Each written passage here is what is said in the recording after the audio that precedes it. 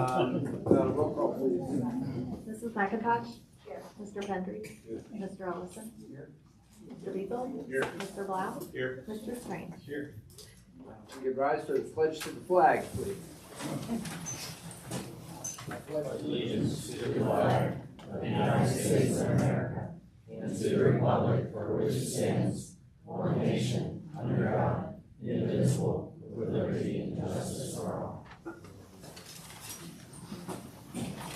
All right, I'll entertain a motion for the approval of the minutes of the March 20th meeting. Can I make a suggestion on that real quick? Do I do before or after the motion? After the motion. After the motion. I'll move it. Is there a second? I'll second. Okay. Well, the only thing I saw that was missing on there was the, I think, if I'm wrong, I could be wrong, I get some meetings confused, but we discussed adding onto the ethics review, all the boards. And I did not see that in the minutes, and I could have overlooked it as I skimmed through the minutes, but I went through it twice, and I don't recall seeing that. I know it was discussed and decided to put that on there. I didn't know if we had to vote on that too when it is changed as well. If there's a first reading, I know.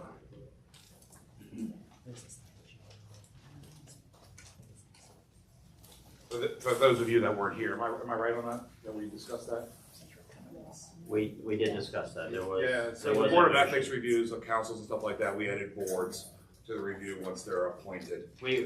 what we added was that all board members would fill out a financial disclosure that council fills out at the beginning of their term. Yes, And exactly. that is in the minutes. It is, that's, okay, then I was gonna look It's back. under the report from the Law, Labor, and License Committee. It's the second paragraph. Okay, cool, thank you, sorry about that. That's all right. All those in favor of approving the minutes, say aye. Hi. Opposed? All right, thank you. Okay, we're to visitors and communication. We're starting with Branfield presentation. Let's see it. I'm excited you got the TVs working, that's a good thing. The hard part, so. Yes. Should we turn the lights out a little bit for a minute? No? Everybody can see clearly? So I'll do a really short intro and then let them introduce their own staff. But just for those that don't know, I think everybody does, but Branfield was selected last year by council to work on the city's branding. And tonight is the final showing of what they've come up with the many meetings and the many hours with citizen staff and elected officials to create what they've created. So thanks for being here. Is it green? Press it so it's green. Hold it in until it starts. Second hardest part. Yeah. Joe. Yeah. Is it red Just first? flashing red. Okay, it'll turn green in a minute. Push it in. All right. Now, Second hardest part. Now we're done. technology is great, isn't it? Well, thank you so much for having us. We're excited to be back and share with you guys an update and recommendation today. I'm Stephanie, one of the partners at Brand Fuel, together with Mark, who is another partner at Brand Fuel, and Kelsey, who leads our strategy group. And what we want to share with you guys today is through the last few months, we've had a lot of great conversations, and branding is born out of a lot of great conversations. So we've been meeting with city leaders, we've met with the community multiple times, we've met with a lot of business leaders, honestly to listen, right? To listen to everything that is Fort Thomas, capture the beauty of Fort Thomas. And this is really about celebrating all that is Fort Thomas through a common story, a common purpose, and the brand that brings us together. So we want to share with you our recommendations, the process, the progress that we're making. So Kelsey will take you through the journey, and Mark will share the final branding with you. Okay, so as Stephanie was saying, when people think of a brand, they really just think of the logo, but a brand is so much more, and especially when you think of a city brand, right? It's the values, aspirations, memories, and interests of that city. Thank you. So specifically for Fort Thomas, right, when we started working, the creative challenge was really to renew the sense of community pride and elevate the vibrancy of the city. So how we went about that challenge was a 4-part process. The first, immerse and build a brand. So this we really become sponges, and we'll take you through a little bit of the insights that we learned from this process.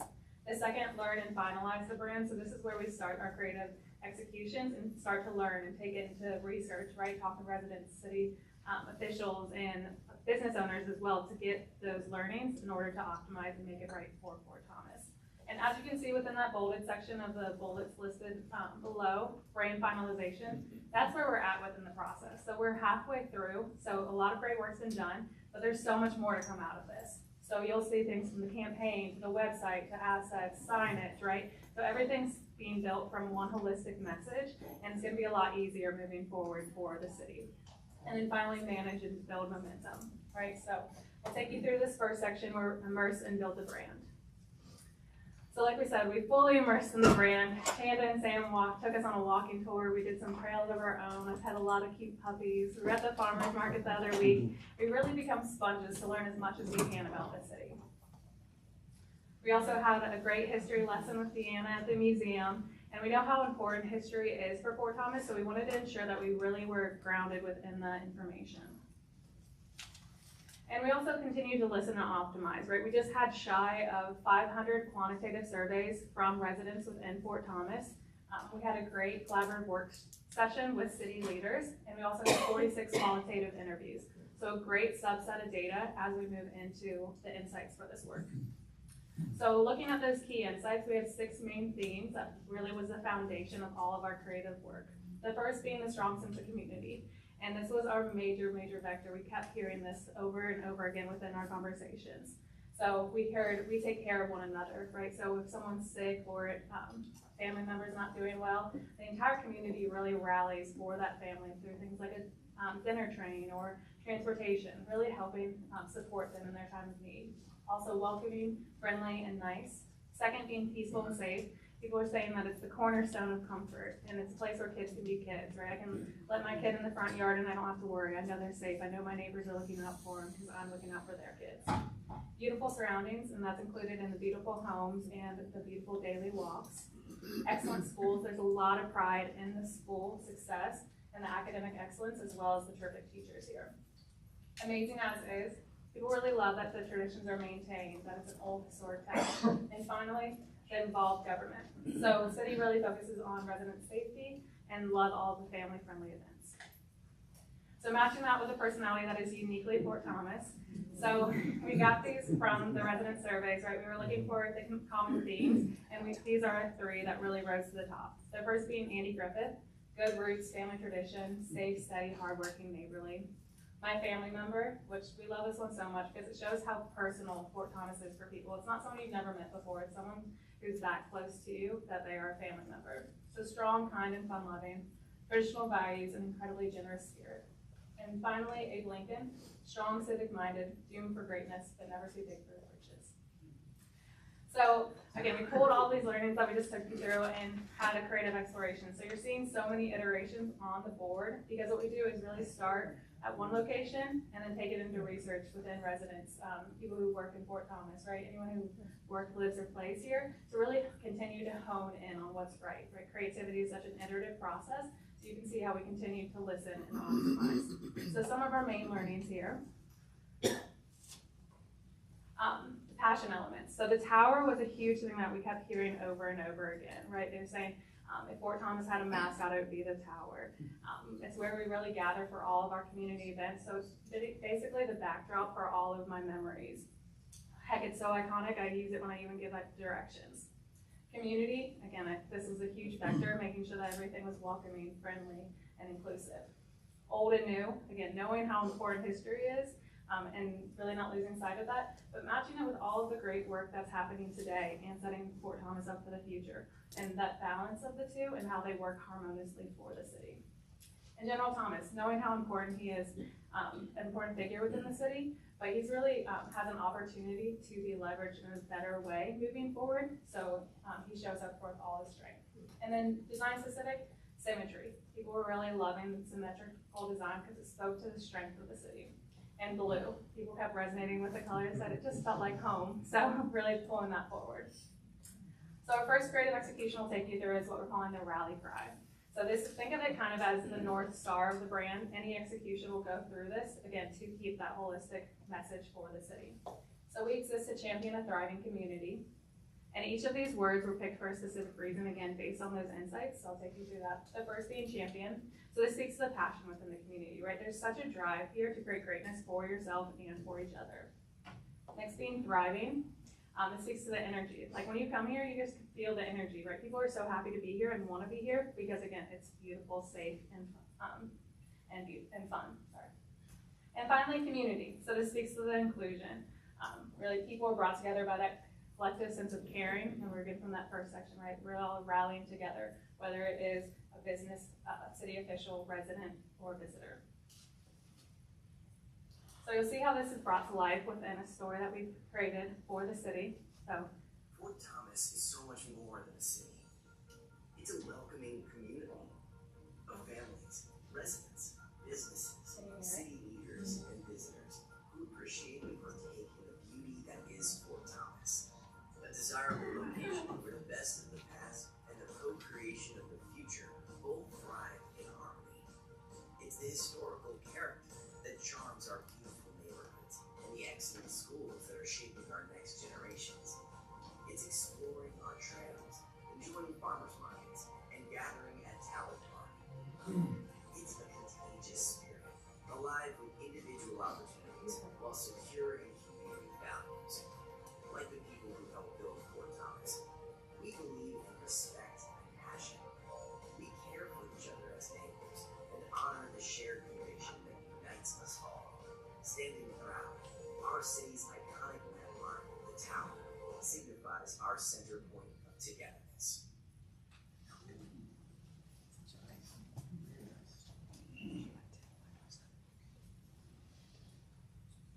So just to kind of quickly go through,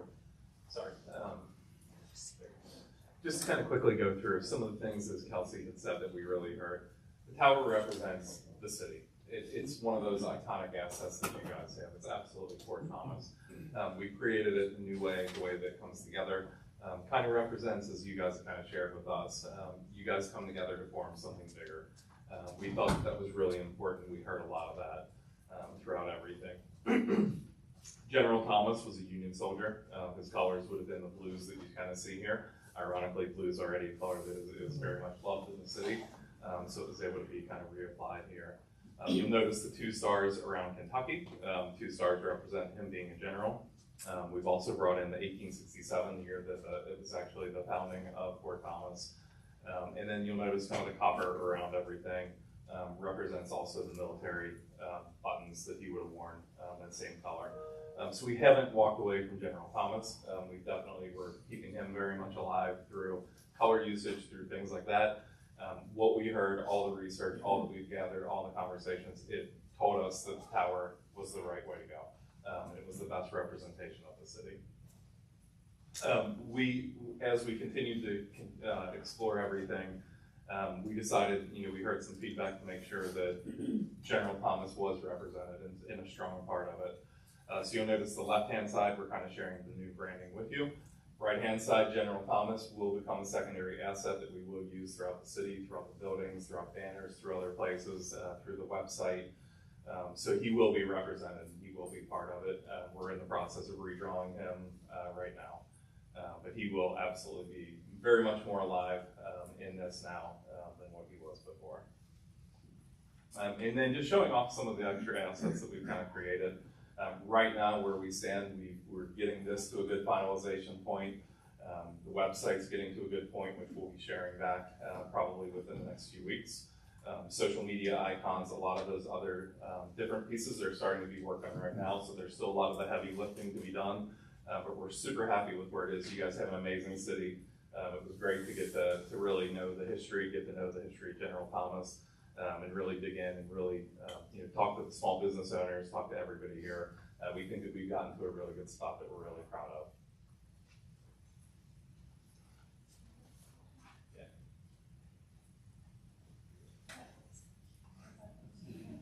That's awesome.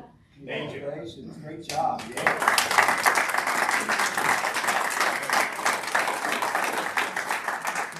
And Kelsey's cute dog. You guys nailed it. Thank you very much. Thank you.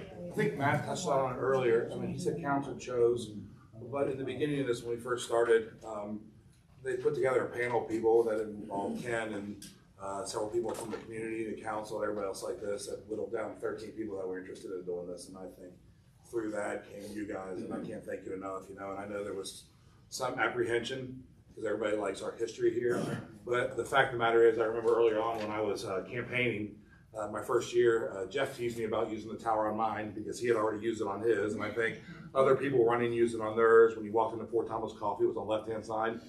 I've never seen anybody share a picture of Fort Thomas on their social media, but what I do see them share is the tower constantly. It is an icon that is represented. People know what we're talking about. I think that it's a timeless thing you did, and to bring all aspects so we can represent it as a whole is pretty amazing. I think you guys crushed it. Thank you. And thank you, Matt, because you were a very big support on this. You kind of came in here a little apprehensive because you've been through before, but he had your back the whole time. What you guys did was awesome and not easy. So a lot of chiefs in the city. You guys did great. The feedback was all great. Yeah, love it. Yeah, this was a really good process.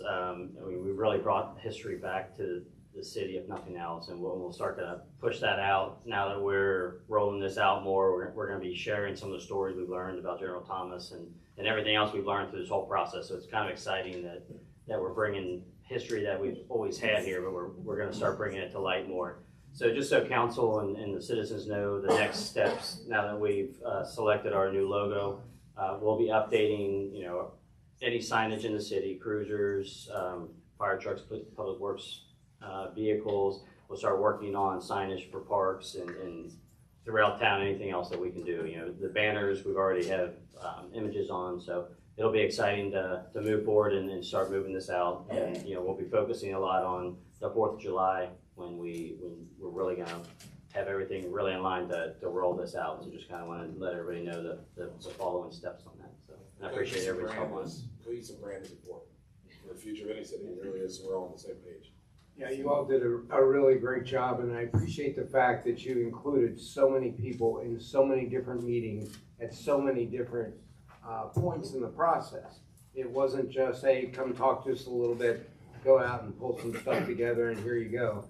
It was very involved, and you all listened, which was awesome. You weren't just telling us stuff, you listened, and you got great feedback, which is very admirable, and we really appreciate everything you've done for us, and look forward to implementing this stuff. So thank you all very much. Yeah, thank you. All right, we are still in visitors and communications. We've got a list of folks who would like to speak.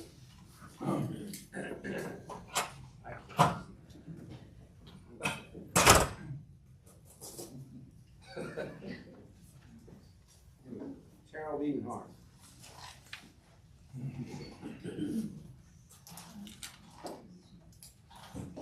Mr. Mayor, Council. I lived in this town for 51 years, or actually, it might be 51.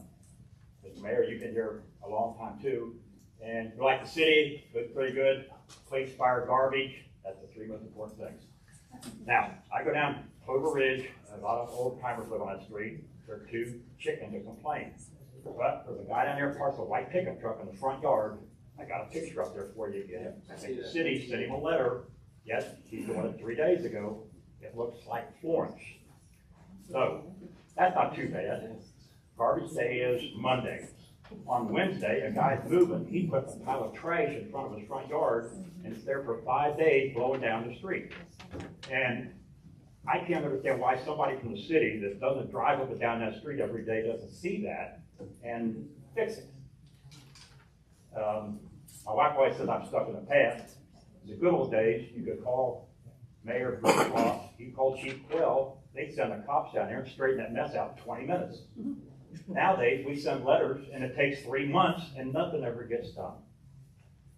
You know, I can't understand that. Is there a phone number that you can call that'll like straighten stuff out? Yeah, you can always call the front office here or anybody in Public Works. Okay. But general government, if you notify us, we'll send somebody out to check it. And Okay, the guy's parking in his front yard, what do you do about that? Do you send him another letter, or does he get a fine, or? it'll be a fine through our code ordinance. Yes. Okay. We did just improve the fine situation, so Okay. hopefully that will help. Also, on the trash, we created an ordinance, this has been a couple of years ago, that you're not really supposed to take your trash out to the curb until I know that. after 5 o'clock. On Sundays, well, I have Sunday for the Monday track. Yeah, whatever your trash pickup is the night Right. before.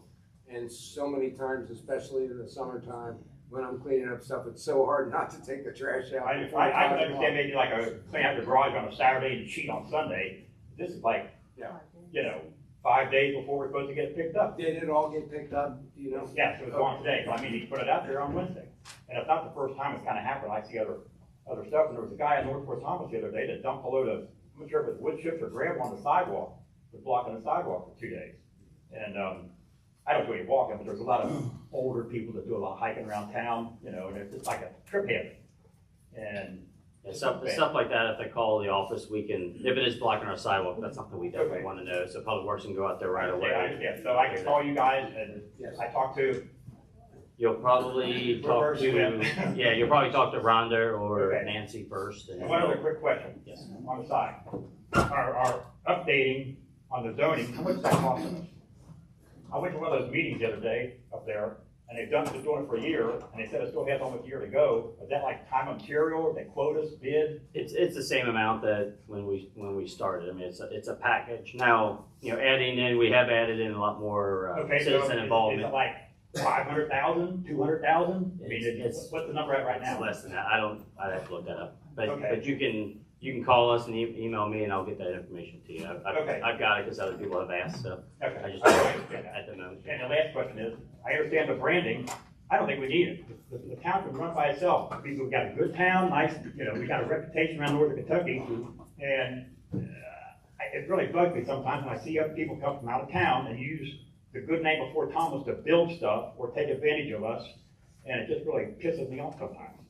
So, I appreciate keep up your the good comments. work. I like some of you guys. I voted for some of you. And, but don't do anything crazy with our money. Okay, I'm really strict.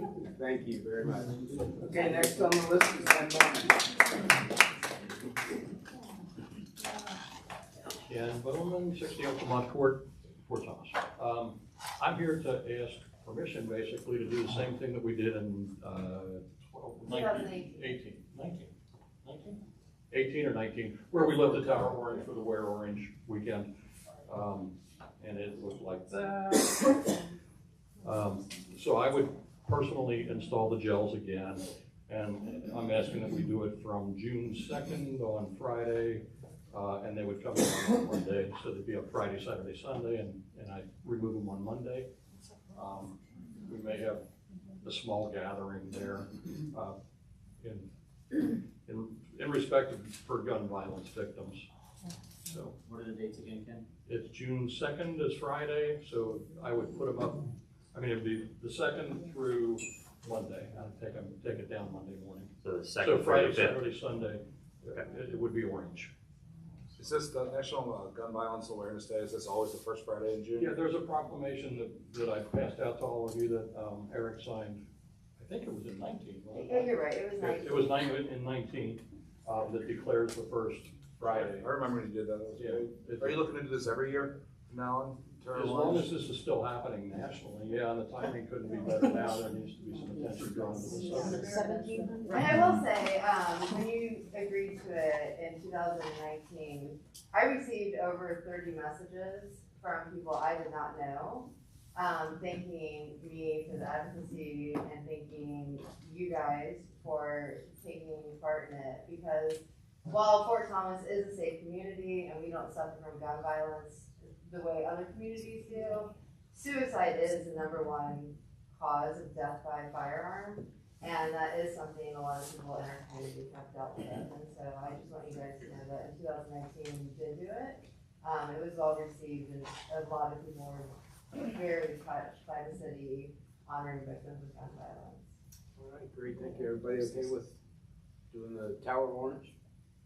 Okay. All right, I might need help in one thing, again, with a bucket truck, we'll arrange that or whatever, for the lights that I can't reach, they're up on the pole.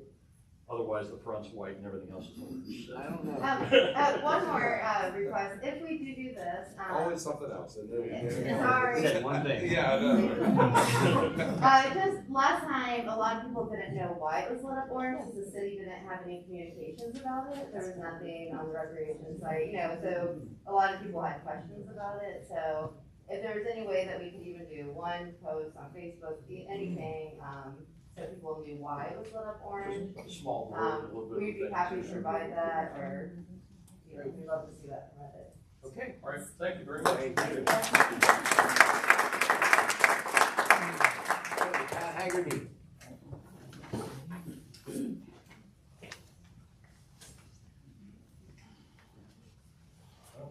Time before city council. I want to come tonight because I've heard that there's some potential changes in some of our ordinances around our boards in particular. And what I'd like to say is that our boards throughout the years, I think, have done a marvelous job. We've had a huge number of people that have volunteered an awful lot of time to do a lot of good things. And I noticed, because I've been on the design review board for I think it's 14 or 15 years now, we've had members having to come and go, some of them because they've left the city, and we understand that and stuff. But I think that trying to narrow who can be on the board to a point where it eliminates people that have a vested interest in the city, like business owners, I think is probably taking it a little bit too far. I think they are important to our community. They add a lot to it. They, in fact, probably pay more taxes than you and I because they're paying property taxes on their businesses, and they're also paying income taxes on their income. And we don't. As citizens in Fort Thomas, it's a nice little perk of living here. If you live anywhere else in the area, you're going to pay taxes on your income to the city, but not in Fort Thomas, which is nice. We're able to maintain our quality and everything that we have here with just property tax. So anyhow, I'm just here to say that I would like to keep the open as large as we can, the acceptance of people that are committed to the city to be able to be on our boards. Thank you, I appreciate that. Yep.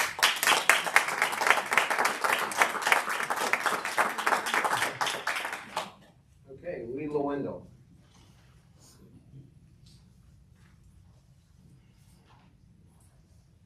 Hello, can you hear me? All right, my name is Leela Wendell. I have children ages 7, 5, and 3. I have a child at Moyer and then a couple of kids at Bluebird. And I have been a part of the community plan for parks for years and have been so excited about the progress we are making around the city. Being part of that park committee, we had a lot of people with different perspectives. A dad came talking about wanting to update the basketball courts for his teenage sons, and that happened. And I am so excited when I see teenagers there on the courts. A parent came wanting parks designed for older kids, and 2 smaller parks have been installed at Tower Park that are designed for older kids. And I love that older kids have a place to be kids. And there were a group of moms, including myself, who would love a splash pad in the city. We travel all over the greater Cincinnati area for water options, and it would be such a blessing to have one in our city. In those meetings, it seemed possible and maybe even probable. The Parks Board encouraged us to keep showing up and letting our interests be known, so we kept showing up. The proposed park for that was Highland Park, and I honestly don't even know how that park was picked in the first place, but it has become very clear that this proposed location probably is not an option. I have been a part of some meetings to plan the Tower Park update, and it is really, really exciting. Our goal was always to make Tower Park an accessible place for children of all ability levels, all ages, to truly make a safe and interactive space for all children. And I hear now that we're proposing to add a splash area to that park. If you don't go to parks and splash pads often, you may not understand that that is a really big problem actually. When you attach a splash area to a main park, the entire park will be wet. So if Tower Park, our main park, has a splash area, it will be slick and wet.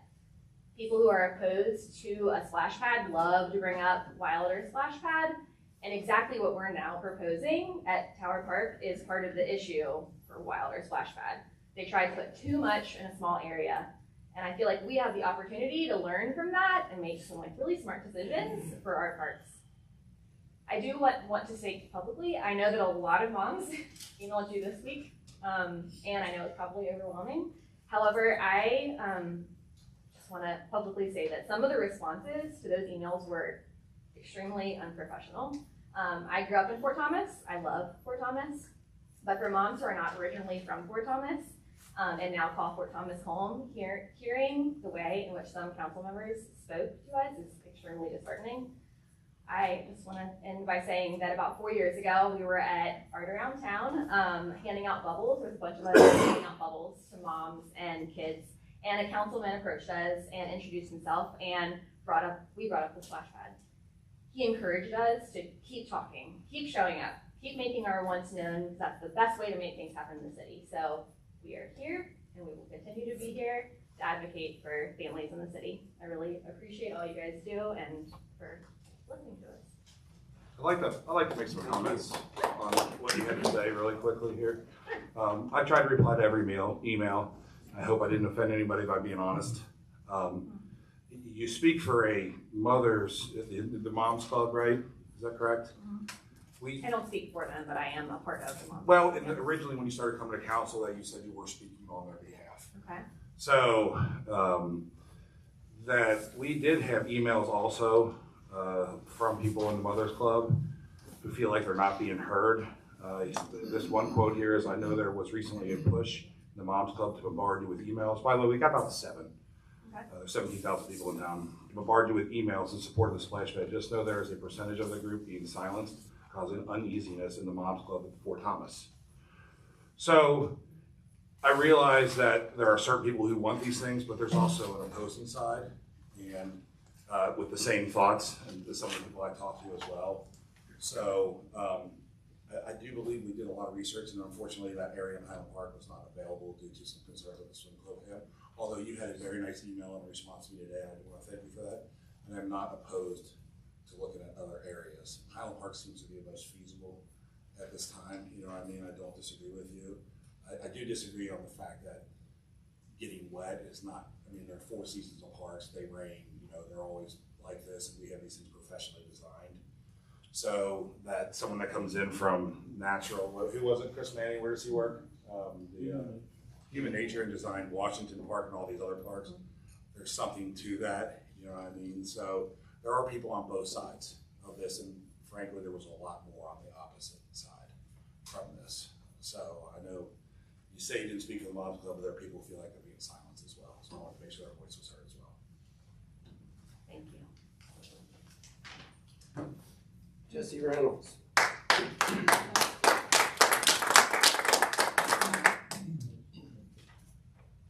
Hi, Jesse Reynolds on Chesapeake Avenue.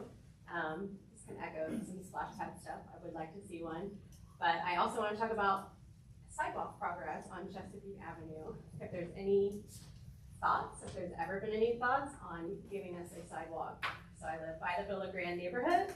We are part of Fort Thomas. We pay the city taxes, we're part of the city. We may not be in the school district, but a lot of our kids go to the school district, which we happily pay the tuition for them to do so. But also we would like to have access to our city. I walk my kids up a very dangerous hill. I have 4 children and it's not fun. We have many, many people that walk in Villa Grand and try to connect up to the city. So I was curious if there's been any discussion or possibility of getting a sidewalk access on Chesapeake. I know that the speed bumps were put in, which are actually a little more dangerous than I think was needed, because people have hit them. I've actually had people up in my yard. I live up Kramer Lane on a little drive there.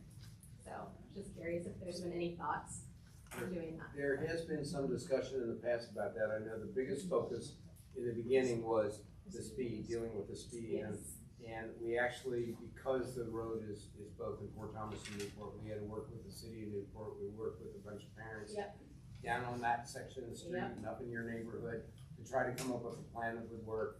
And the sign got knocked down It got knocked down the first night. Yeah. several times. It's like, hello, people, just slow down and you're not gonna run over the sign.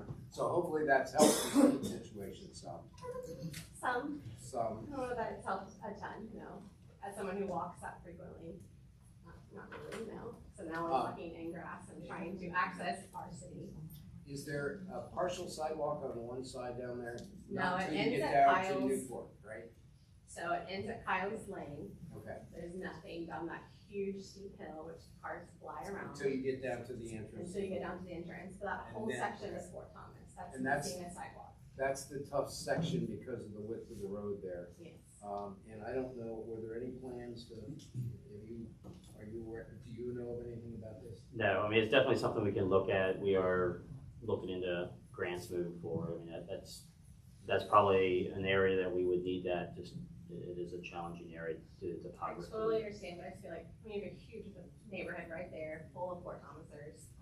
I live right there, there's other families that are building, they're actually clearing out for more building, like you have a whole section of city that I feel like has just been ignored, like we're not a part of the city, because we're not actually the school district, but we very much are Fort Thomas. Yeah, We vote for you guys, You're Fort Thomas. we're in Fort Thomas, so I would love to see some looking at Well, love there. thanks for letting us know. It's on our radar now. I know I talked to Ron about it in the past, but I don't remember exactly what he had going on with that, but I'll try to figure it out. Okay, thank Share you. that with Matt. Thank you very much.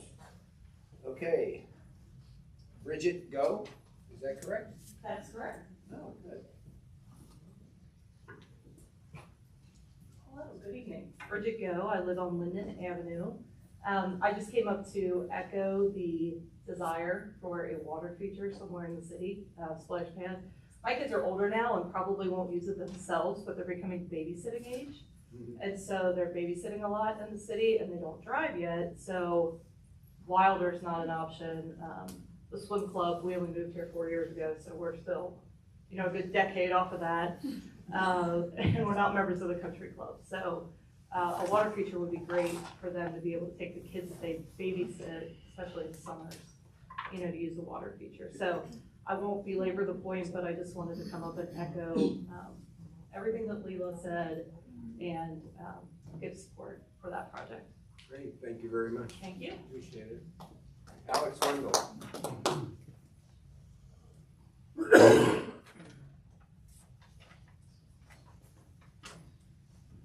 Hi, Alex Wendell, definitely no relation to my wife, Leela Wendell, who's spoken.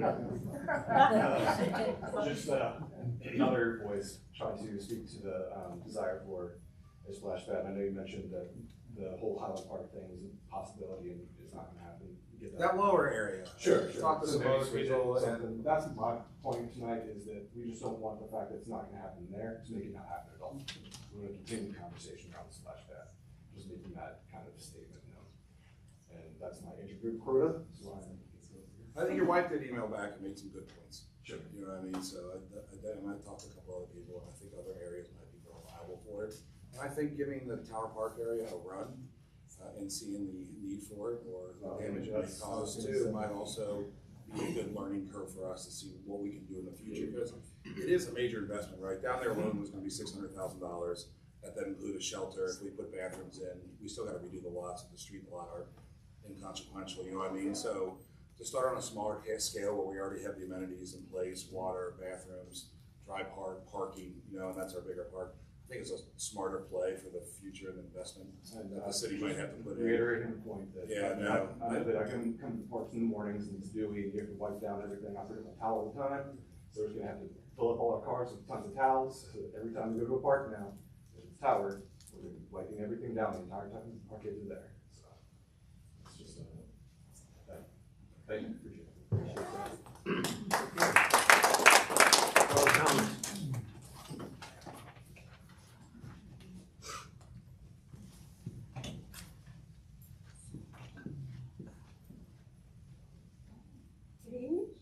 Good evening, everyone. Pardon my voice, I'm fighting allergies just like the rest of the world. Bob Thomas, I reside at 73 West Villa, Fort Thomas. I also own Classrooms and Vine down in the historic Midway District. I spent the entire week coming up with all these notes. But I do better when I'm just talking outright. So I'm going to start looking with my notes, but I'm probably going to get out of order. But just bear with me, because I have a lot to say about the amending ordinance for the DRB that's being brought forward to the council. I'm here tonight to discuss the amending ordinance pertaining to design review board. I believe the current ordinance written in 2003 is a little outdated. I also feel that it excludes Fort Thomas business owners by saying resident members being able to serve on the board, the DRB board. It also excludes the eligibility of serving on this board if a business owner of Fort Thomas doesn't reside in Fort Thomas, right? So Fort Thomas businesses generate taxes in Fort Thomas. And this, well, business revenue, and this converts to taxes that feeds into the local community, and it creates a better community for all of us to call our city. And that means that the city, the police, the schools, the businesses, and all the other organizations, they create a support system. And we all reap the benefits of each other's hard work. Should a Fort Thomas business owner who pays taxes, who has proven longevity, and has a skill set that benefits and represents the DRB, be denied the opportunity to serve on the board because they live outside the city? Keep in mind there's a process for any candidate that wants to serve on these boards. It's not an easy process. So not just anyone can serve on these boards. There's an application they have to fill out. There are interviews they have to go through. They have to be appointed by the mayor. And they also have to be approved by the council. So not just anyone can serve on this board. And by the time they go through this process, only the candidates who are qualified are ultimately going to serve on these boards. I would like to ask council tonight to approve amending the ordinance to allow Fort Thomas businesses who may live outside the city to also be eligible to serve on the DRB. There are other cities in Kentucky that allow non-resident members to serve on boards like DRB. Florence and Dayton are only two examples of cities in northern Kentucky. By allowing and encouraging community involvement between the residents and the businesses is a true representation of the Design Review Board as we want to present it.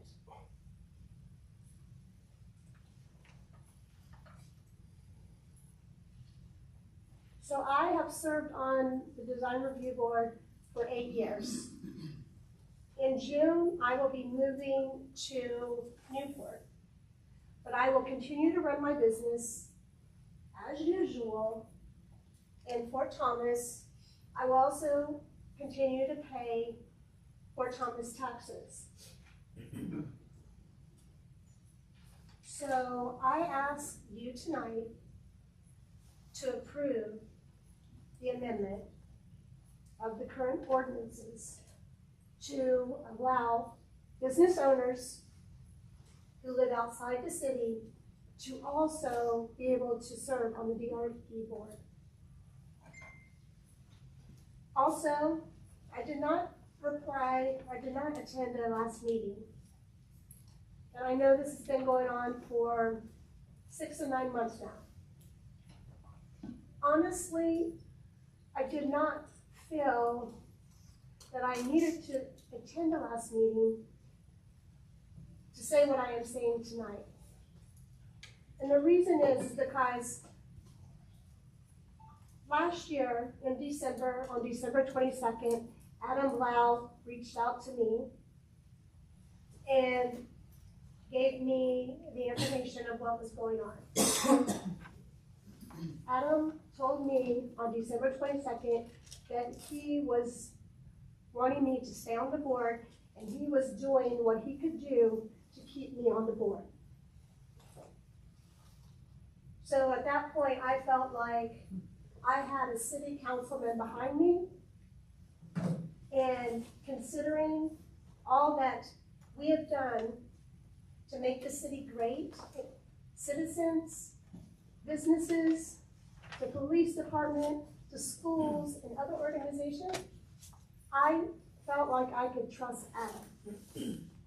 So at the last meeting, it was a vote 2-1 to keep the ordinances the way they read, which reads, resident members only. I'm okay with that. But how about let's amend it to read resident members and Fort Thomas business owners who show longevity and pay taxes and are here for the long run. And that is all I have to say. Thank you. I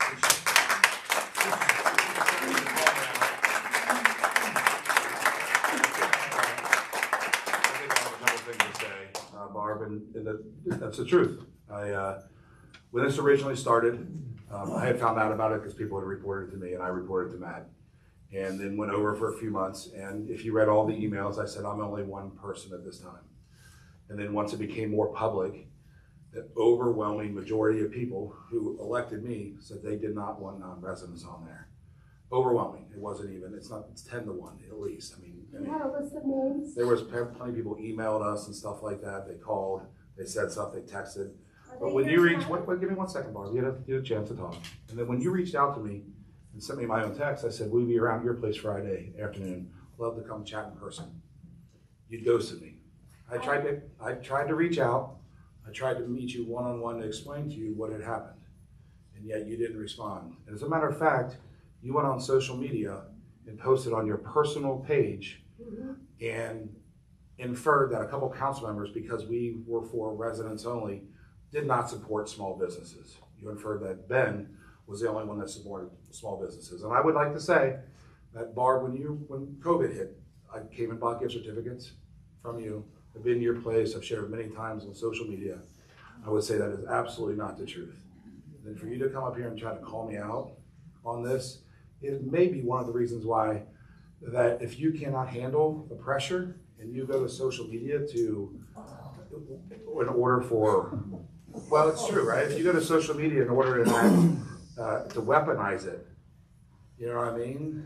When I tried to talk to you. May I reply? First of all, I did not say that Adam Blau nor Andy Ellison, because I referenced those names. I did not say you did not support businesses. What I did say is thank you, Ben Pendry, for supporting local businesses. It's inferred that we did. Oh, no. Can I please speak? Social media is a free voice. I did not reply to Adam the last time because he basically did not follow through with what he said. And at that point, if he was going to vote against me last month, I felt like it would have been more courteous to come to me beforehand. So yes, I did ghost you. It is my right, as well as it's my right to be heard on social media. Thank you.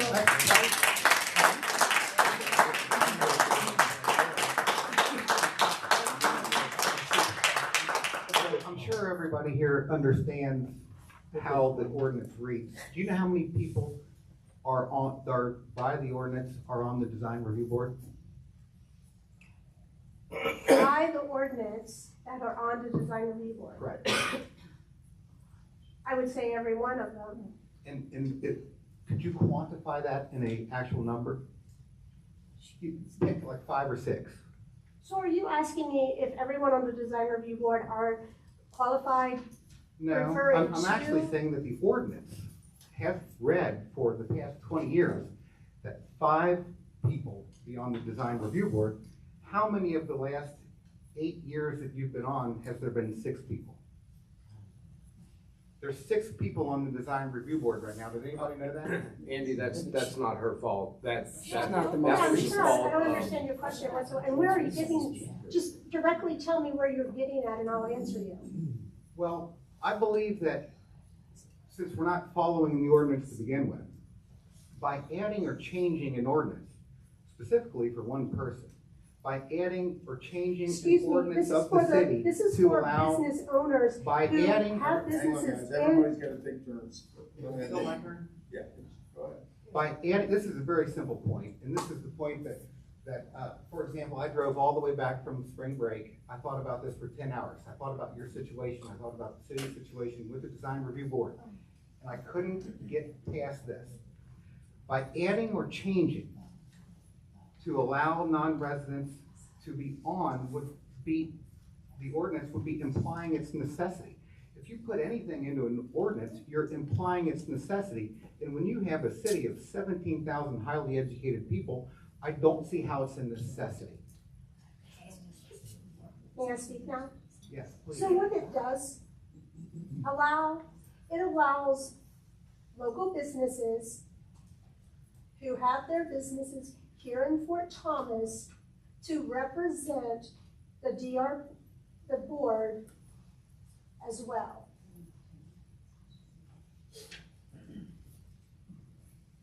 Let me interject here. I wasn't at the last meeting, and I apologize for that. I know that we made adjustments to all of our boards because there were some paperwork issues that just had been forgotten about over the years. Because you guys are so great, everything was running smoothly, there was no problem. We just kind of went on. If somebody got off, we went through the interview process, and we go through the interviews, and I'd appoint someone, and everybody'd say, yeah, that's great. And we just went on with business.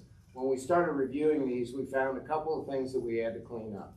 One of those is that the design review board was either 5 or 7, and we're at 6, which makes it difficult because we ran into a situation where we had a tie 2 or 3 months in a row. So we need to get back to 5 members. On the issue of business owners being allowed on there, again, I wasn't at the last meeting. I'm in favor of keeping the whole thing open for any of our boards that Now, business owners Mayor, can be on. that's not. And this is a really kind of Pat, when you stood up, you inferred that we're changing it to non-resident. When you stood up, you inferred that we're changing it to non-resident, and then you clarified that. And you just inferred, we're not changing this to non-residents. It is non-residents. The question that everybody wants to make, is anybody that isn't a resident. Actually, it says resident member is what it says, Andy. It says what? It says 1 member who operates a business or owns a structure within the historic district. But it said Correct. resident. That's the current, that's what that has. That's the current one, and that was, I It does actually say at think the that top was too 5. restrictive. It does say the top 5 So the thing is, we're not resident members. we're not trying to open it up. We're trying to change the ordinance to allow a more broader sense of people to get in there. Including business owners. It was restrictive that said you had to have an architect, you had to have a builder, you had to have a painter, whatever. And that became a little bit restrictive. The ideal, and I think for all the boards, is that if you're a resident with qualifications or a business owner with qualifications, any of you should be eligible. And if we feel like as a board that we don't want we don't want to have business members on there, we don't have to approve them. I'd rather have the flexibility to be able to say, look, we got this business owner who is really qualified in this area, would be great on Board of Adjustment or planning and zoning or whatever, would just be an awesome person. I would like the flexibility to be able to appoint that person and have you, as long as you all agreed with it, rather than saying, no, there's no way we're gonna have business people on any of our boards. I think that's too restrictive. I do agree that the way it was written was saying you had to have this, this, this, and this. Now, I think by nature, we would try to do that. We would try to look at each board and say, okay, we've got an architect, we've got a designer, what would be helpful for us to get a good rounded group here? And oh, what about so-and-so? They're this, and then get the resumes in, go through the interview process, and pick the best person, see if they're interested in doing it, and then bring it to the board for approval. So I'd rather it be a little bit less restrictive. Do you believe that council members should be non-residents? I'm sorry, Do council you, members? do you think council members should be non-residents? Hold on, do you think council members should be non-residents? So, They can't be. So they can't be, right? They can't be, right? So if you don't think council members should be so why don't you non-residents, ask me that question? because I'm wondering, because all the boards have decisions and power and adjustments. They have the same power we do to make adjustments in our city. So why should board members not, we're elected too, we're chosen by them. You're chosen by one person and voted on by us. So if we don't allow non-residents to be on council, then why would we allow them to have, sometimes in some cases, more power than us to have decisions that how our city goes moving forward? Because it is a different type of board. Council members are elected, Yes. and the the design review board members are appointed Yes. and approved upon. Total different. Yeah, I agree with you. I agree with they're totally different. That's But I think when someone is appointed or hired, you can add, there adds a percentage of, that can be sometimes misconstrued as self-interest for a direction that is going, and we are chosen versus one person's personal interest. And that's what a lot of people came to me with, Barb. I promise you, I was vetting I this understand. greatly. I'm sure you have heard a lot of different opinions, but there are also that many opinions opposing what those people are saying. You cannot say that the mass population of Fort Thomas came to you having this same argument. Like I said, the majority of people that actually reached out. So is or I that the spoke to. mass population of Fort Thomas? Well, there's 17,000 people in Fort Thomas. Exactly. But of the 17,000 people, why should we change the rule for one person? Okay, so thank you for saying that, because I was wanting to address what Andy said. And I'm happy to hear this. Do you really think that this would be changing for one person? My whole point that I'm up here is not for me. It's not. It is for small businesses who have their businesses in Fort Thomas that pay taxes. And regardless if they decide to move outside of Fort Thomas or not, they, not just me, other businesses, should have the right to serve on a board. Because we pay taxes, we have shown longevity, and we are part of this community. Well, we do have a Fort Thomas Business Association. Yes, Adam, I am very aware of that. Please stay on point. I am staying on point, Barb. And does anybody have questions? There's no time limit on this stuff. Barb, we have a Fort Thomas Business. And I'm on that board as well. You're on that board, right? So you're supposed to use them to come to us. Adam, But Mayor Hoss, right now, what you're doing. Mayor Hoss, if I just may say one thing, because I was a part of the discussion in the committee also about a month ago, and I was sick as a dog last month at council meeting, so I couldn't attend, so I apologize. I've heard two things, and I've talked to people on both sides of this issue. I just want to get this off my chest, because like Andy, I lost sleep over this for 10 days as well.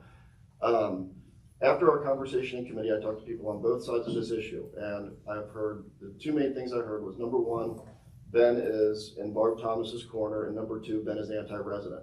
You told me that multiple times. I never called you anti-resident.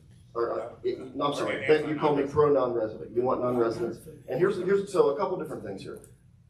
The overarching thing, the divisive rhetoric has to stop, and the personal attacks against city members has to stop. That's unprofessional, and that's not what we're up here for, okay?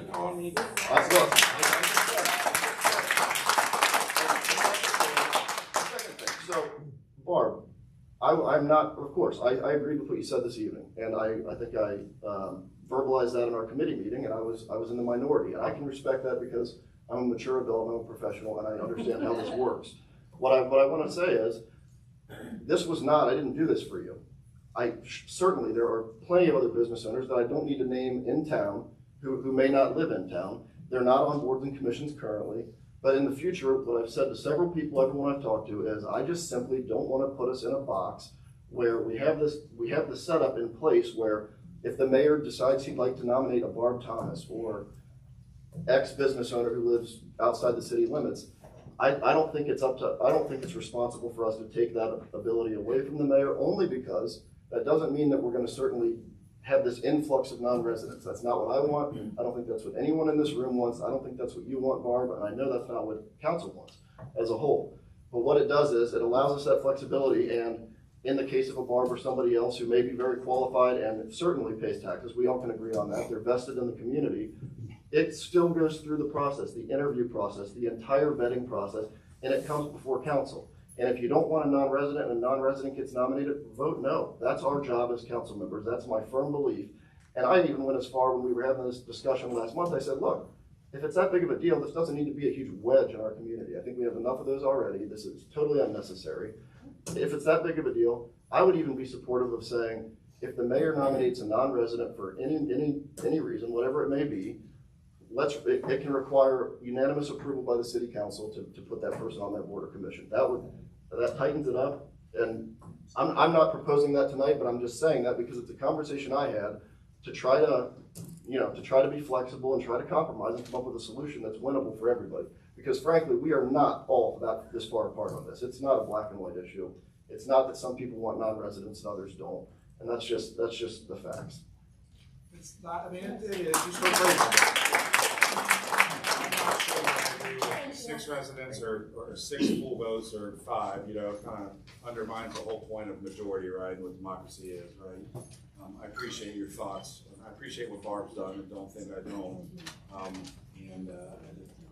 It was not easy to make that decision. It was something I brought up in the beginning, you know what I mean? It was something that I'm standing my ground. I might not be the most elegant with my words, but the majority of people wanted non-resident that I spoke with, you know what I mean? Carrie Ziegler.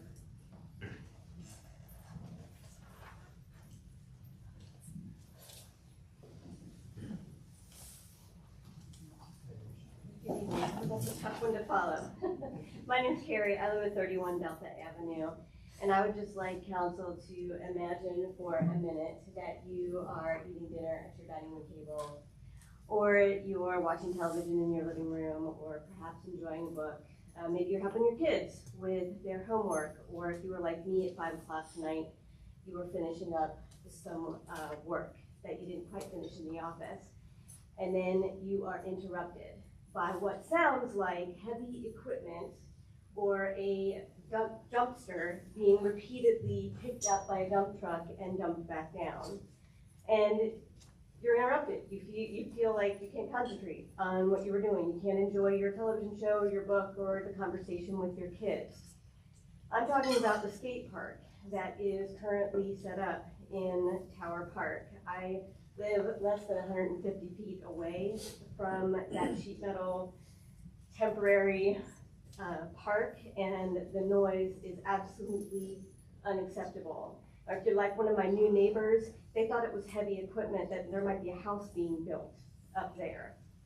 And despite working with Mr. Kramer and having that park temporarily closed, it's just been completely ignored. Not 2 hours ago, when I was finishing my work, there was a kid up there skating on it. We've called the police knowing that it has been temporarily closed. And in one instance, we witnessed a police officer get on a skateboard and join in on skating on that equipment that was closed. So I'm here tonight to implore City Council to maintain that peaceful and safe community that your branding commission reminded us is so important to our community. Thank you, Carrie. Yeah, thank you for bringing that. I had heard that this was an issue and that we were closing the park. So when you first started saying that, I thought, where was I? What happened? Why is this going on? And I'm wondering if we can modify it some way to change it. But yes, we'll take care of it. Thank you. Thank you.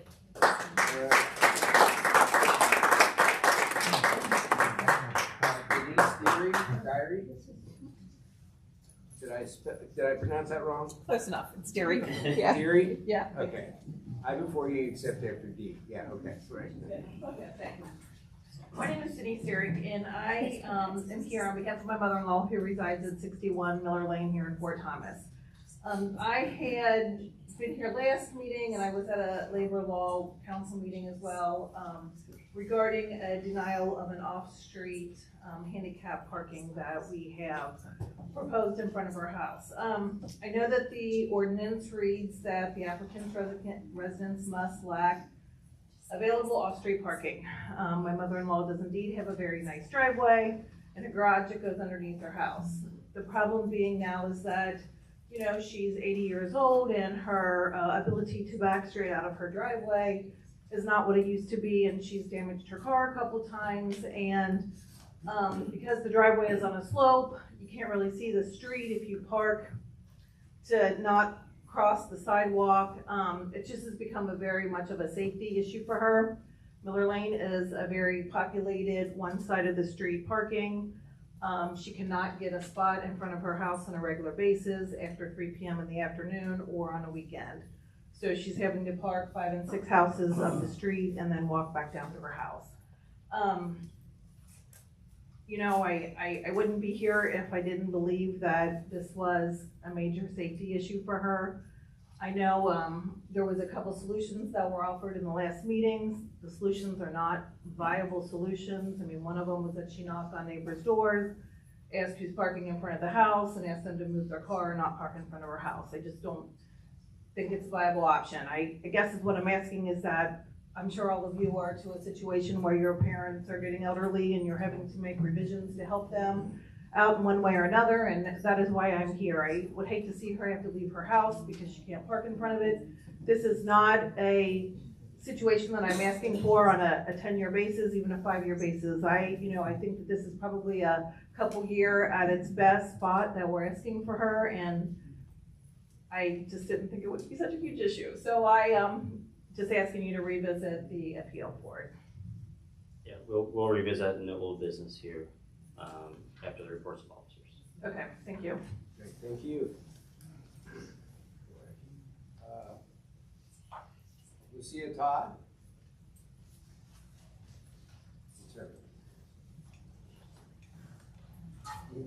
Next time I'm gonna make you do it. My name is Lucia Todd. I live at 203 Mulberry Court.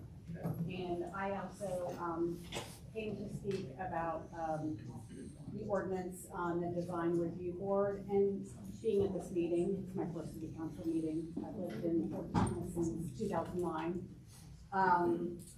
I've learned a lot of things. So really what I would ask you, the mayor, and the entire council is to really look at all of the boards. You know, if there should be an odd number of individuals on the board, yet it sounds like that hasn't been the case for a while. So it sounds like, of course, I am in favor of some of the things that have been discussed and what can been suggested, which would be to give you the flexibility and not just limit it to residents. I can say with confidence that many residents, including myself, would not have the expertise to actually serve on that board, whereas there are other members of the community that would have the expertise. And I trust in the application process. And really, I would be here to ask that the council review what they have for all of the boards and determine, are there changes that can be made across all of their requirements. Thank you very much. Thank you.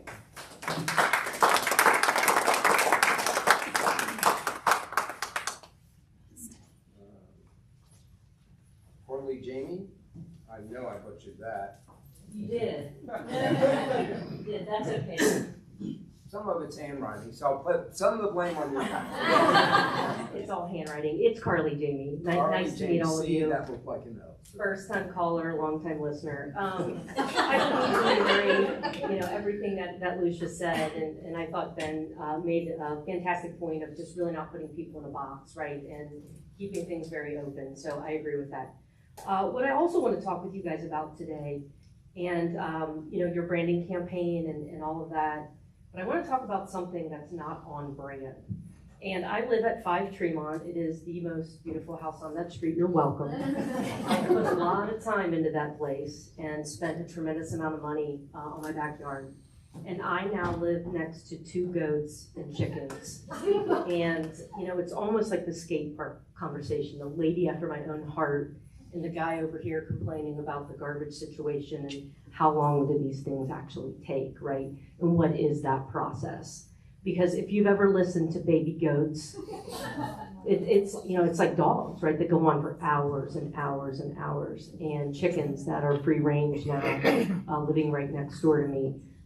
We've, reached out, we've complained, our neighbors have complained. I think you guys are finding them.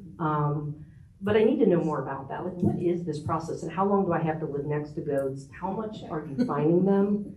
It is a barnyard and a junkyard. It is not your brand. So I need it fixed.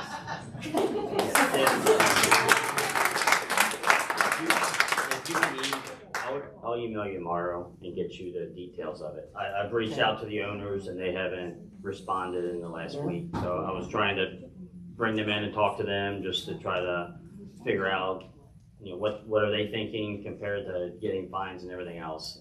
But I haven't had any response from them.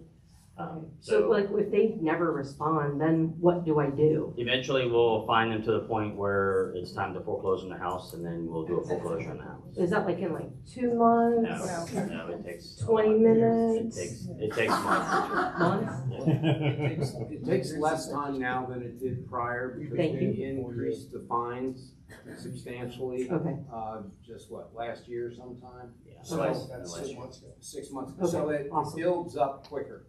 But Okay. we still have to go through the legal process and give the proper notification. And Sure. my apologies, I'm sorry that you're going through that. You've been emailing me too. I know your husband has, correct? Well, my husband's not gonna let this go, so. Right. So if you. He's the writer, I'm the fighter, so. Right. I'm So telling you. I've reached out to you. Just keep following up with me, and I'll give you as much updates as I can at the Okay. time. So Okay. I know it's frustrating, but It is. we do follow the law and the Okay. Constitution, and it takes a little longer than All right. it used to. All right, thank you, appreciate it. Thank you. Thank you.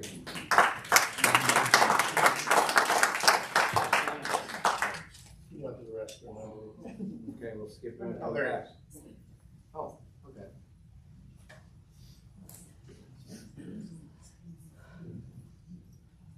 Thank you very much, Mayor House. First of all, I want to compliment you. What's that? It's over. Flashing lights.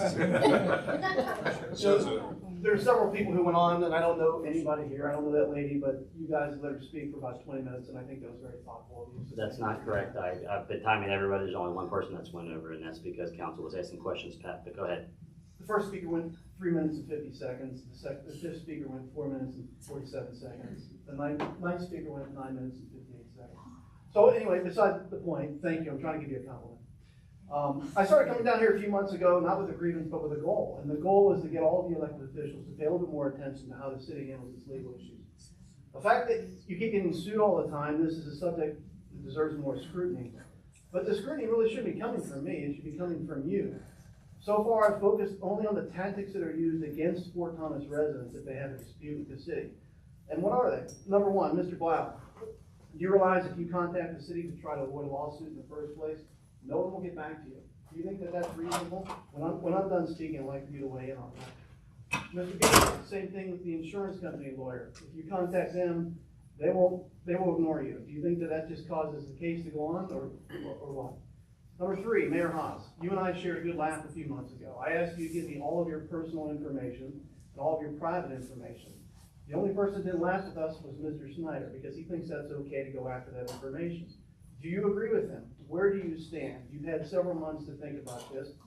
If you're not willing to give up your personal information to me, why should the rest of us be forced to give that up to your insurance company lawyers who represent you?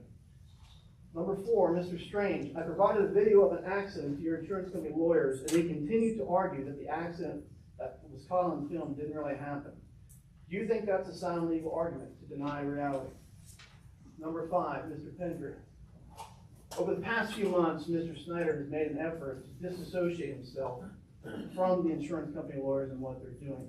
But you really can't do that because these lawyers don't just represent the insurance company, they represent you, and they represent the city of Fort Thomas.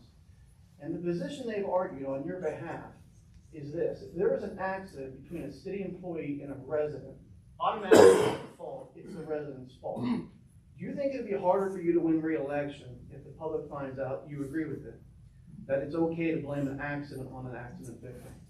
Mr. Ellison, number 6, your insurance company lawyers will demand that if you don't settle the case they want you to settle it, how they want you to settle it, they'll come after you and make you pay their legal fees. And they won't even tell you what those legal fees are. Do you think that's fair, or do you think that's just bullying? Number 7, Ms. McIntosh, your insurance company is willing to do all of this when a case is relatively minor. So what do you think they'll do if the payout for them is much greater? If someone was injured or killed and the incident wasn't caught on film? So far, the only person to comment on this has been Mr. Snyder, who said at the last meeting, quote, "These are typical litigation practices," end of quote. He also said they are protecting the city, end of quote. So Mr. Blouse, do you think it's typical for the city to not get back with you? Mayor Haas, how is an insurance company lawyer protecting the city when they refuse to call you back when you tell them you want to settle? Mr. Pendry, do you think it's, quote, typical litigation practice to blame an accident on an innocent victim? Mr. Snyder went on to say, quote, "If you don't like it, maybe you should take that up with the insurance company," end of quote. Well, I didn't elect the insurance company, I elected you guys. And I think you should provide some oversight to what's going on here. So whether it's a function of the insurance policy or whether it's a desire to spend more time on his private practice, you have a city attorney who talks like that to your constituents and who's eager to pass the buck. I think it's time for a new city attorney. I think you need a city attorney who will work with all parties to try and resolve lawsuits as quickly as possible. By his own admission, Mr. Snyder's not doing that. And you need a city attorney who's going to proactively work to resolve lawsuits before they're filed. That's not happening either. So is it any wonder why you keep getting sued? Regardless, I've called all of you out by name. I think it's time for you to decide where you stand. If you choose to remain silent from this moment on, the public has every right to understand that to mean that you agree with these tactics. So my question is, and I try to get under the time limit, where do you stand and who would like to go first? I'll go first. So, and a lot of what I'm going to say is actually going to answer every question that you asked of everybody. I owned and operated a restoration company for 10 years. And 99% of the time, I was in a trouble fight with insurance companies. I was the bank for the project. I had to carry them. It was terrible. How the insurance, and this might be a question for like your personal agent, this is how insurance works. It has nothing to do with what the mayor or the city attorney is saying, or any of us. That's what happens. When an accident happens and the city has an insurance policy, they give it to their insurance company. And as terrible as that is, that's how it works. And now, in your defense, the city should push for a resolution from the insurance company. So I don't know how much of that happens. I don't know if that's even anybody's position to do. We have no ability to contact the insurance company and say, hey, settle this case. We want this worked out by X date. It goes to them by contract. They now are in charge of the litigation. We have one, actually, I don't think we have any active lawsuits right now. So the characterization that our city's being sued over and over and over is simply not accurate. This was an accident where one of our employees hit Mr. Lance's vehicle. There was a dispute over the value. It was turned over to insurance. Mr. Lance and the insurance company were unable to reach a settlement. He filed a lawsuit, and that lawsuit progressed. And I take it from Mr. Lance's conversation here that he was very uncomfortable with that litigation process. I get it. That's not your city attorney. That's not the city. It was turned over to our insurance company, just like anybody else. was in that situation, their insurance company would take over, and that's what happened. I'm reacting to what your city administrator said last time. He said we get sued all the time. Yes, we're a part of litigation, Pat, and no, I think we're done here. I mean, we've given you your 5 minutes. We talk about that every week, every month. You're allowed to come up here and ask rhetorical questions to council. In fairness, I'm responding to what you said the last meeting, that you get sued all the time. And I said, we're a part of litigation. You're right, I used the word Number two, sue. Mr. Ellison, to answer your point, can you tell me when the last time there was an RFP for other insurance brokers that was issued? No. See, that's the problem, is that these lawyers are unaccountable. Nobody's providing oversight. Mr. Snyder's not providing oversight. Nobody's providing oversight. And there's no KRS regulation that says you can't bid on professional services. So, you ran on the issue of transparency. Every year, apparently, this insurance company gets a check for $58,000. Nobody in the history of all the meeting minutes I've read has ever questioned about who these insurance companies are, except for Mr. Bowman, and that was years ago. He was immediately shut down.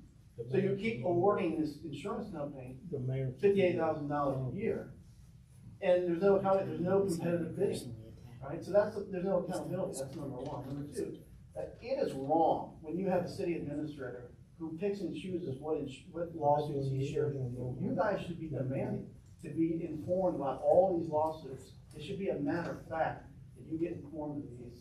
It shouldn't be up to hand. And we do. Pat, thank you for your time. Your time is up. I appreciate it. Thank you All very right. much.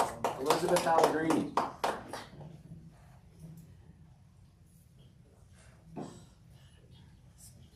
Mr. Pellegrini, Mr. Pellegrini, 45 Block. I just have a couple of easy questions. I just want to clarify something. When we have these committee meetings and there are motions that are voted on at those committee meetings, are they supposed to be brought to the entire council as the motion as it was presented in the meeting? Yes. Okay, so I just want to reference back, and I'm not going to belabor on it, that did not happen regarding the splash park. That motion was not brought by the committee chair. It had to be brought by Councilman Blau. So that's it. I know it was voted on, so I just don't want to belabor. I just wanted a clarification if that was how it's supposed to work. And I am a little bit concerned from a financial standpoint, mainly regarding the current suspension of Dan Gorman from the planning and zoning, because I know we had the meeting in March, 3/15/23, that they could not make any decisions because they did not have quorum. So I was just wondering what the status of that. I know it was on an agenda, it was pulled. I don't understand your question.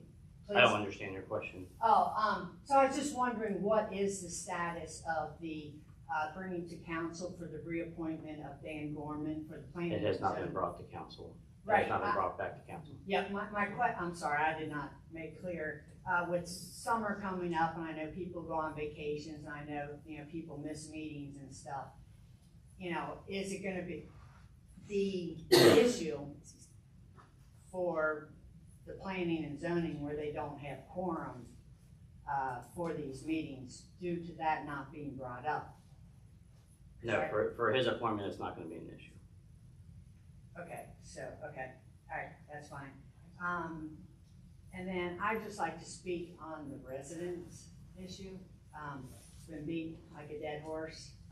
People have spoken in favor of it, that they want non-residents. I think it should just be residents. If I remember correctly, I think Mr. Ewald, you said that, what's the balance for the property taxes supporting the entire budget versus the business payroll taxes that we get that make up the business, around 65? No, property taxes are probably high, 40-something%, nearly 50%. Okay, so. Business owners do on some of the buildings now. Please? Business owners who live outside of Fort Thomas do on some of the buildings. Oh, no, I wasn't referring to that specifically, but yes, I do know that some of them do, and some of them. But that's it. Thank you. Thank you for listening. Hope we can get on with the rest of the meeting. Kendall Fields.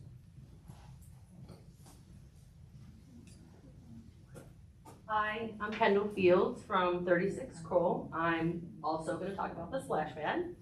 So I just want to reiterate a little bit what everybody else already said. I understand that Highland's not going to work. It's not really a big deal to me. And I know you mentioned Ziegler and Washington, which I don't know if any of you guys have small children, but Ziegler and Washington are amazing, but their water feature is not in the same area as their playground. Like Ziegler, you have to cross a very far area, and at Washington Park, the playground's fenced in. So the problem with Wilder is it's all on top of each other. It's a hot mess. If you've got a little one, they're just flying off those swings. You've got to be ready to catch them. If you've got 3 little ones, one of them's gonna get hurt. It's too bad.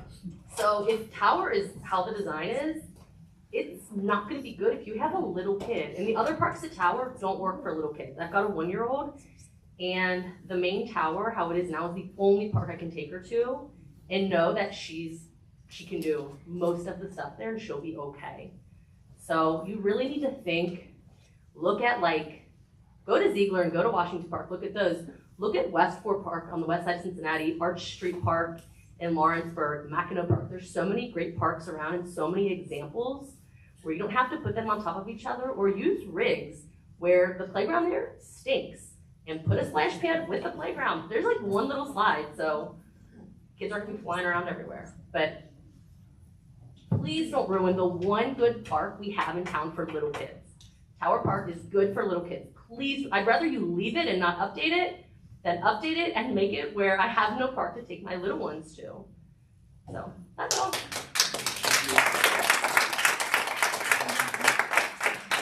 Chairman Knight? No, I have mine. You can take my name off. All right, thank you. Caitlin Talent? Is it Caitlin? Kayleen. Caitlin, gosh, I'm terrible with this. Next time I'm just gonna say, hey, you. I mean, that's easier. I'll respond, that's fine. My parents blessed me with a beautiful spelling of my name that no one can say. Okay, But, good. So it's not my fault. No, Good. no, your it's parents' theirs. fault. Okay, Yeah. I feel better now. My name is Kayleen Talent Adams. I own Talent Music Studio. And if you don't know, we share a parking lot. So y'all should all come and say hello, because I promise we're really friendly. And we'd love for you to stop in and say hi. I love the branding pitch because we just happen to be painting our railing that beautiful same blue. Not the dark blue, the lighter blue. But I just wanted to speak on behalf of business owners. I know this has been talked about, but I feel that it's important for me to speak up as well. For one, I respect each and every one of you for your public service. I know that that is not an easy thing to do. And before you respond, I just ask that you respect me as well, as a business owner who has decided when I was 26 to invest over $600,000 into the city. And if that is not scary enough, the conversations that have been had, I'm not 26 anymore, that was 3 years ago. But when I first opened my business, people would say to me, do you know what Fort Thomas is? It's where businesses go to die. I'm not kidding, they said that several times to me. And I was like, what do you mean? No, it's not. I love my business here. I mean, I love it. I hope that it's people feel that from us, because I love working with these kids and adults. We teach all ages. But in the last 6 months or so, the conversations that I've heard have quite honestly been very disheartening. I have heard that it is not an absolute necessity. I understand what you're saying, and as a business owner, I perceive that as I'm not a necessity. My business here is not a necessity. I know we've talked about taxes and all this stuff, and let me tell you, as a 26-year-old, when I got my first property tax bill, holy moly, okay? And then I found out there was another one. So, and yes, I pay taxes on my income. I may live in Newport. Because quite frankly, right now, I cannot afford to own my business property and my own home in Fort Thomas. I purchased my building in Fort Thomas before I even purchased my own home. My family is invested here. I don't plan on leaving. It would break my heart to not work with these kids. And it breaks my heart that this could be a precedent that is set. It's not just the design review board. It's not any of the boards. To me, it's saying this is your city and it's not mine. And I've never felt that way. From all the people that live here, from all of my clients and customers, I have never felt that way until I have heard some comments from the council that make me wonder, what if I have something that I disagree with as a business owner? I'm honestly quite scared to say anything because it might negatively impact me and my business.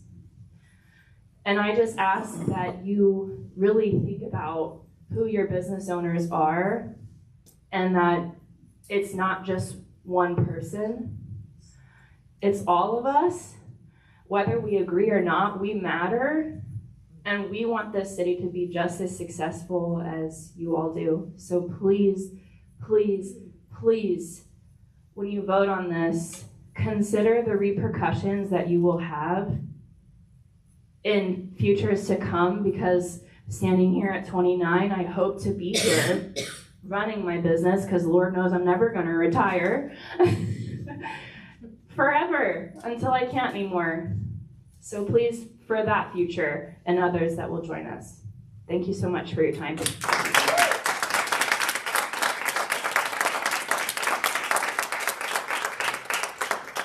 that was kind of awesome.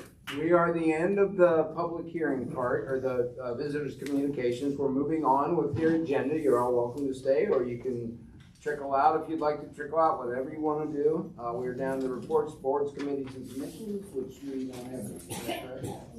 Okay. We are down to reports of officers. Fire department report. I don't know which side. Down here. Okay.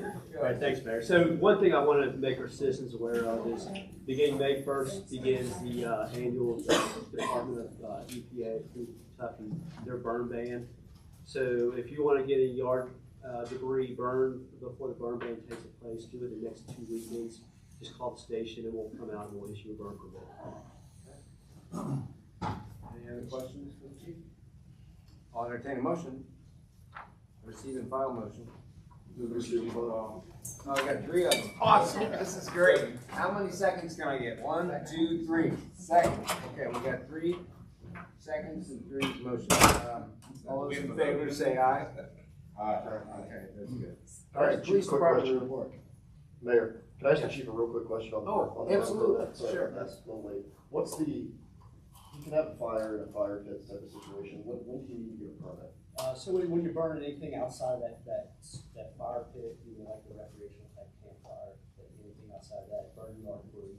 Campfires are illegal.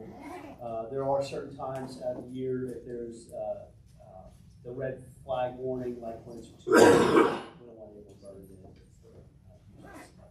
So a ground campfire is illegal, but if it's in a fire pit thing, Yeah, that you're using it for a recreational purpose.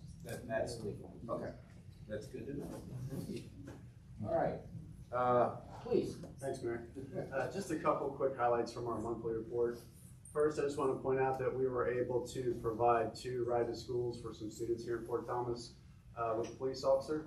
Those are always very well received by the kids to get to do it. They've become quite popular with school fundraisers and raffle prizes. So we're happy to do it, and the officers to get the kids to take them have a great time too. The fire department does it as well with their fire trucks, and I've been here 23 years. I've never been on the fire truck yet, so I might have to get my kids in or something so I can see inside sometimes. But it was nice that the officers were able to do that in March. March was a very heavy month for training. All police officers are mandated to get to at least 40 hours of training per year. Most of all officers strive to do more than that, but 7 or 8 officers got their mandatory in March. Several of those classes were designed around digital forensics. So not just our detectives, but also our patrol officers are getting training on digital crime scenes, social media investigations, and things like that, because those crimes are certainly not going away anytime soon. And then the last thing, our 2022 annual report, not the monthly, but the annual, will be done hopefully this week and uploaded to the city website under the police tab before Friday. So if you'd like to read about all of last year, that'll be up there, and there's some really good information in there. Barring any questions, that's all I had. Thank you. Entertained a motion? Move to receive and file. Thank you. Is there a second? Second. All those in favor, please say aye. Aye. Opposed? Great, thank you. All right, city administrator's report. Thank you, Mayor. I've got a short report tonight. James Avenue sewer work has been completed. They were working on the final grading and seeding, but the majority of the work is complete and they should be done by the end of this week. The city building will be hosting an open house on May 9th from 1 to 5 p.m. That'll be on social media or website, but we're welcoming the public in between 1 and 5 p.m. on May 9th to see our new city building and all the updates at that time. The final thing is the ethics ordinance. I know we discussed last meeting about adding in the financial disclosures. You can see there's not a first reading on here, and the reason for that is, as a procedure, we are this week going to be reaching out to all board members to have them file a financial disclosure like we discussed. However, I would ask council to give me a few months to look over the ordinance. It's been on my radar to look over the ethics ordinance anyway, and instead of just running it through first and second reading, to change that one blurb that we can kind of handle administratively anyway. If council wouldn't mind, just to give me 5-6 months to maybe shorter, depending on everything here in the next few months. But I really like to do a deep dive on there and make possibly some other recommendations before that, if everybody is good with it. I think that's a great idea. Pending anyone's questions, that's all I have. All right, no old business, new business. Oh, I'm sorry. Sorry, we do have old business, and that was the 91 Miller Lane handicap spot that was brought up last month. Yes. It was deferred to this month, and just give council another update on that. That application was filed months ago. I did, per ordinance, I'm the one that is supposed to either approve or deny it. It was denied because there was ample parking off street per the ordinance, and then it was brought to law labor license to discuss. Came out of law labor license as a motion to deny, to keep the denial that I had previously submitted. And then now part of the appeal process is it comes to the full council for a vote. So I don't know if Andy, if you want to take over since you were the chair of the law legal license. Hi, could you talk a little bit about the handicap spot that's right up the street, just a couple doors up? Yeah, that one we've also looked at, and it's coming up for renewal, and that'll be another one that we're looking into. I don't know if you really want to. Another thing that one of the main points that I was concerned with at the last meeting was if there is in the ordinance, you can't park so close to somebody's driveway. Is that correct? 2 feet away. It's 2 feet. So if this is happening, if there's a habitual offender that's causing this to be a bad spot for her, wouldn't numbered tickets fix this? We could definitely put more patrol into that particular street to try to enforce that area. As far as approving it, I basically went on your position on what you had gone, because it's how the ordinance reads. I also, feel for an elderly person that is going to back out of their street, and can they do it safely? So I wouldn't mind that there was a handicap spot there. Can they park in front of, you park in front of your own driveway? No. Oh, you can't. No. So that would be like another option. Could we possibly update it if they got, because there's limited parking on the street, those driveways fit one car, a lot of those garages don't work, right? So that's one of the problems we have is limited parking on the street. I'm just spitballing here, would it be possible if they were to get permission from so many surrounding houses that, that wouldn't mind, because we're taking away their spots as well too. So there's more than one person that lives in the house, there's only one car in the spot. Given our handicap spot, that doesn't meet our ordinance, it doesn't meet our standards. Yeah, the ordinance has to be updated with The ordinance different has to be standards. updated to, yeah, so that's an issue. I don't know if that anybody's. Well, and allowing it, you're also creating a precedent that's different than the ordinance. Are we not? I mean, yes and no. There is an appeal process that, because of my denial, council could overturn it. I mean, they don't have to follow they don't have to follow the ordinance. They can't overturn my, my ruling, just because my job, in my opinion, on this is to follow the ordinance, right? Go through, make the recommendation, it's either approve or not approve, and then council can add in other considerations if that's something that is necessary for each situation. I'm assuming that's why the appeal. Yeah, this is a tough decision, and I said opening up a can of worms, and I think the same thing is starting a precedent, so where did it stop on this when we already have limited parking, so I'm just. It's coming to the appeal process, though, when it's coming to us, like, what's another one gonna look like? When do we say no, when do we say yes? So, part of me says we follow the ordinance, but I wouldn't be opposed to letting her have a handicap spot in front of her house either. Or is there like a way to say, hey, every 6 months you have to refile this? It's annually. So every It's year. refiled it's annual. Because I know she mentioned, this might be just a very temporary thing. Is that something we could revisit then to make sure that that's done? Yeah, Or we could do it they have to one apply. at a time. They have to apply annually with all the information and the application. Really, I believe. That way we know they're still there using it. I'm sorry.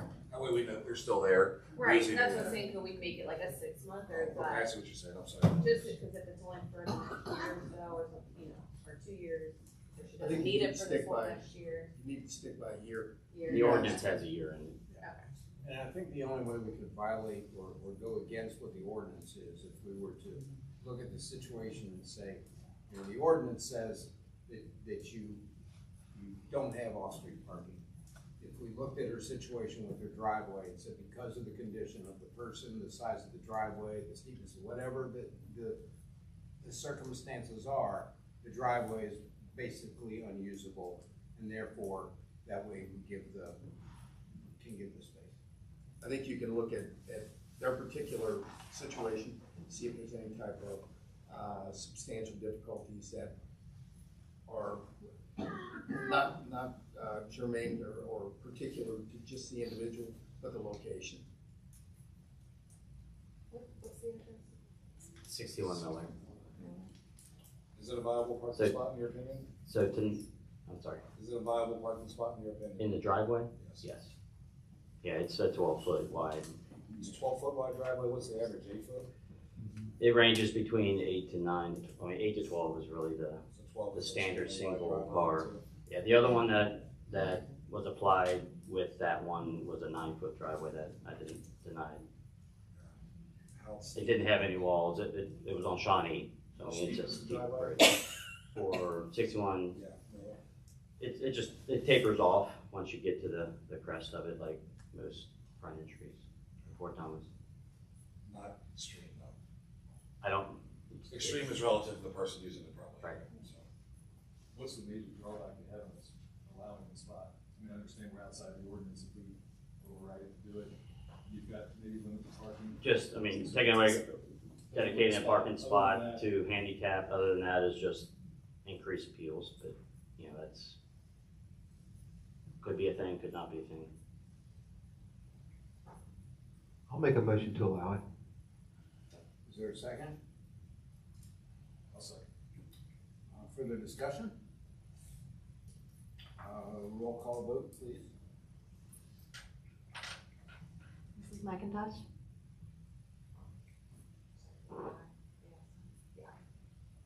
Mr. Pendry? Aye. Mr. Ellison? Aye. Mr. Weasel? Mr. Blau? Aye. Mr. Strange? Aye. All right, thank you. All right. Down to new business, Bruce and Sarah Sidle easement. You sent us information on the prior. Yeah, I sent this information. This was actually approved last year by council to move forward with it.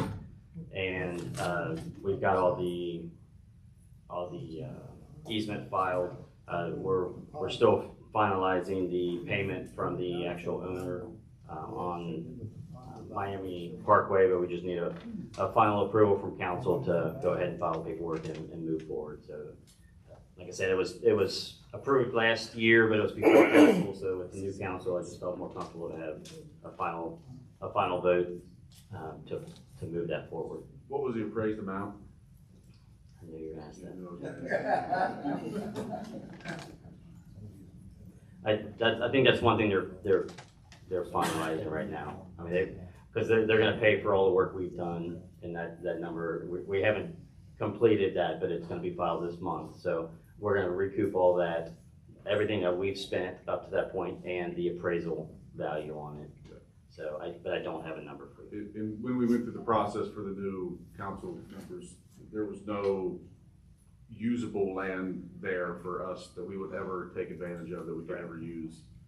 And so the process, the approval was, the land swap was approved, I guess. Yes. Would be the best way to put it, because we would never use it. And it gives them access. It's still an easement. It's not, we don't lose the property. It's just Ownership is everywhere. correct. Yeah. Sorry. We tightened it as well too, to make sure that they couldn't develop back there too as well. Is that correct? They can only develop one house. I'm not sure. I wasn't here for that, but It was all about development. Yeah. Well, one house. I mean, when I say development, I mean multi. No, it wouldn't be a They owned the house on neighborhood. top, and there was some concern about overdoing that right down there, but I think we said for one house. Is that okay? I just want to make sure I'm following. You know which house it is? and we can add that to the motion tonight with if we want to clarify that, it's perfectly fine. That it's an Just make easement. sure, yeah, for one house. And if they want to do something later on and they develop this right, I think we They have to can come back. reapproach that later. 'Cause I think they were moving because of kids or something like that, and their house was too big and they had that land so long. They were very nice. So they went through a long process to get this done. So I need a motion in a second to approve. Move to approve. Is there a second? And then we make that motion that, so it's only for one house back there on the land? Cool. Is that okay? Jeff, with is that everybody? okay? Yeah. Motion to approve the easement. Motion to approve for the one. easement for, development of one parcel, one property, one unit. One house. I had to look at Tim for that one. He did. I know you did. That's charades. All right, any further discussion or questions? Roll call vote, please. Mrs. McIntosh? Mr. Pendry? Aye. Mr. Ellison? Aye. Mr. Beazle? Aye. Mr. Blau? Aye. Mr. Strange? All right, we are down to Finance Committee report on disbursements. Reported disbursements March 17th through April 13th of 2023. General Fund, $249,582.35. Public Works KDOT Fund, $35,499.26. CBD Revitalization, $15,840.45. Waste fees, $102,119.99. Police and Fire Pension Fund, $1,563.07. Total, $404,605.12. We, the undersigned members of the Finance Committee, recommend that warrants numbered 12714 through 12830 be approved and the treasurer be authorized to issue checks for their payment. Mr. Pendry, chairperson, Mr. Beazle, member, Mr. Strange, member. Entertained motion. Move to approve. Is there a second? Second. Roll call vote, please. Mrs. McIntosh? Mr. Pendry? Aye. Mr. Ellison? Aye. Mr. Beazle? Aye. Mr. Blau? Aye. Mr. Strange? Okay, we're down to ordinances, resolutions, and orders, but I have a question. Is this the first reading or second? These are all second readings. Yep. Planning Commission, Board of Adjustment, and DRB are all second readings, along with the amending of the pay classification plan. I would like, before we read these, I would like to open up the floor for discussion about whether we want to allow, based on the discussion tonight, allow business people to be a member of any of these boards before we go through the second reading. Non-resident. Non-resident, yeah. So Business, I think a business owner, a city business owner versus just non-resident. Right. I just want to make sure we're talking about the same thing, but we're talking about a business owner, you want to open it up to non-residents, that for business. Yes, I'd rather not have the restrictions, and I know there were only 3 or 4 people here last time, and if this is the second reading, I figure this is the time to bring it up. I do think Ben made a good point with all that. I mean, we limit ourselves, and I don't think it's us against them on, you know, non-residents and residents. I think it's just, I personally would want the best man for women to the job, so. Use your microphone. Oh, sorry.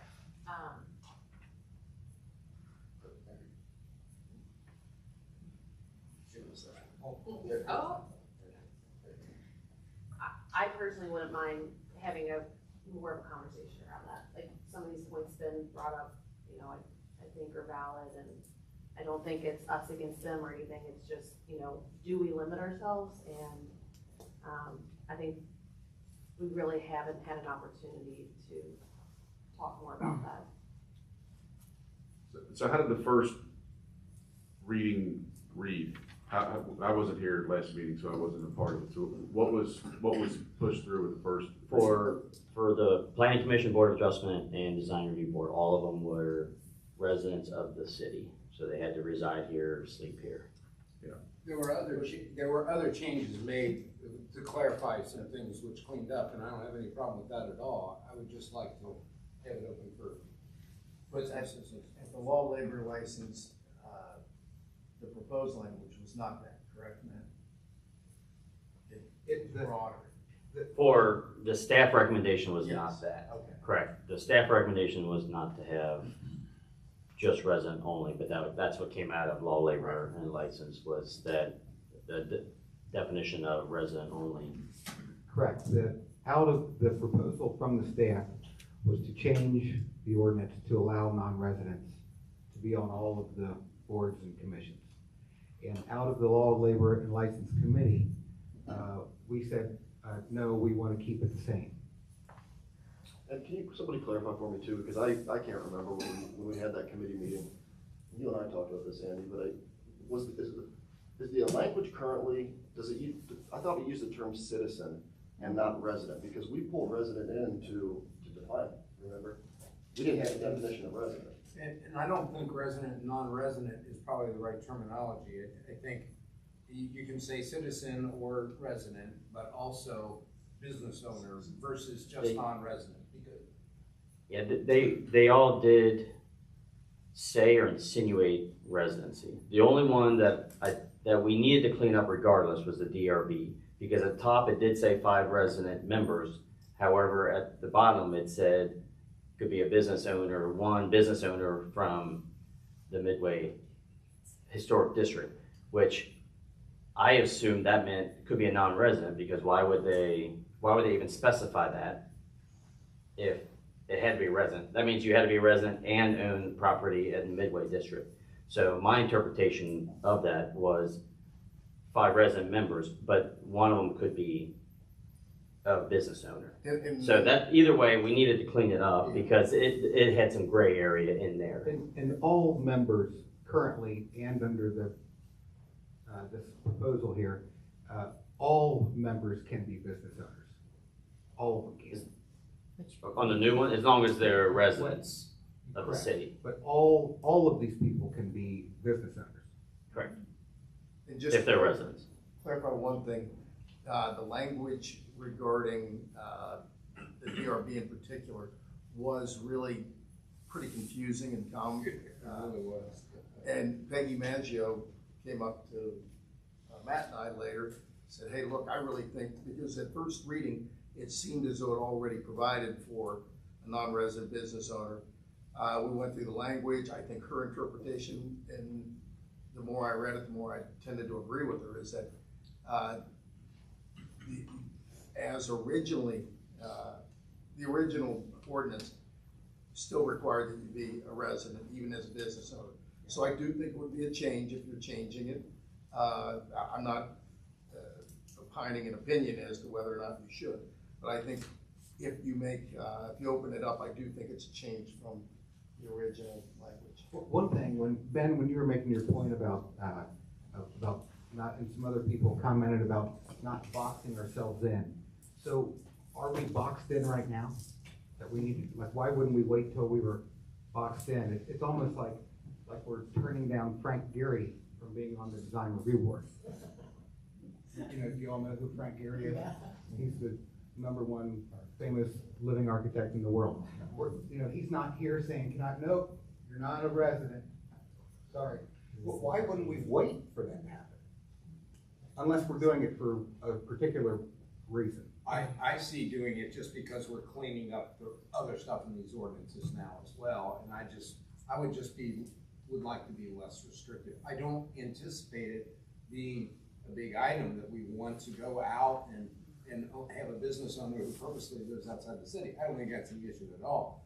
I think some of the comments made, especially the last comment about just, it sounds kind of negative towards business owners, and I don't think it has to be, because we have total control over who we pick and choose. I get to a point and then you guys can say yay or nay, so it's not like it could never happen, ever. And I will say, the process, as you can see, takes a while. Yeah. So it's not like we can change an ordinance that quickly. Ben, were your comments specifically about the VRB? No, they were not.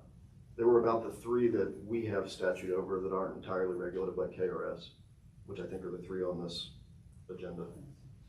Yeah, are we able to? But I'd be flexible to have conversation. I literally, and I mean this sincerely, I was not only speaking on behalf of Barb Thomas. In fact, she didn't even cross my mind when we had this conversation at committee until someone brought it up to me that I'm talking about Barb Thomas. I was thinking more across the board. And people who were on council last term, I don't like to put ourselves in corners that aren't necessary. And Andy, you bring up a good point. I'll address what you said because you mentioned me.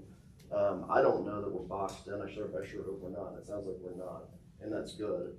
But it's just for me, it's the premise. It's Joe, business owner who has demonstrated to the city enough for the mayor, whether it's Eric or somebody else, to want to consider them for a spot on one of these boards or commissions. I think that it's silly not to consider that person. They've gone through the vetting process, and it ultimately does come to council. And if it's simply that you don't want non-residents, then you can vote no.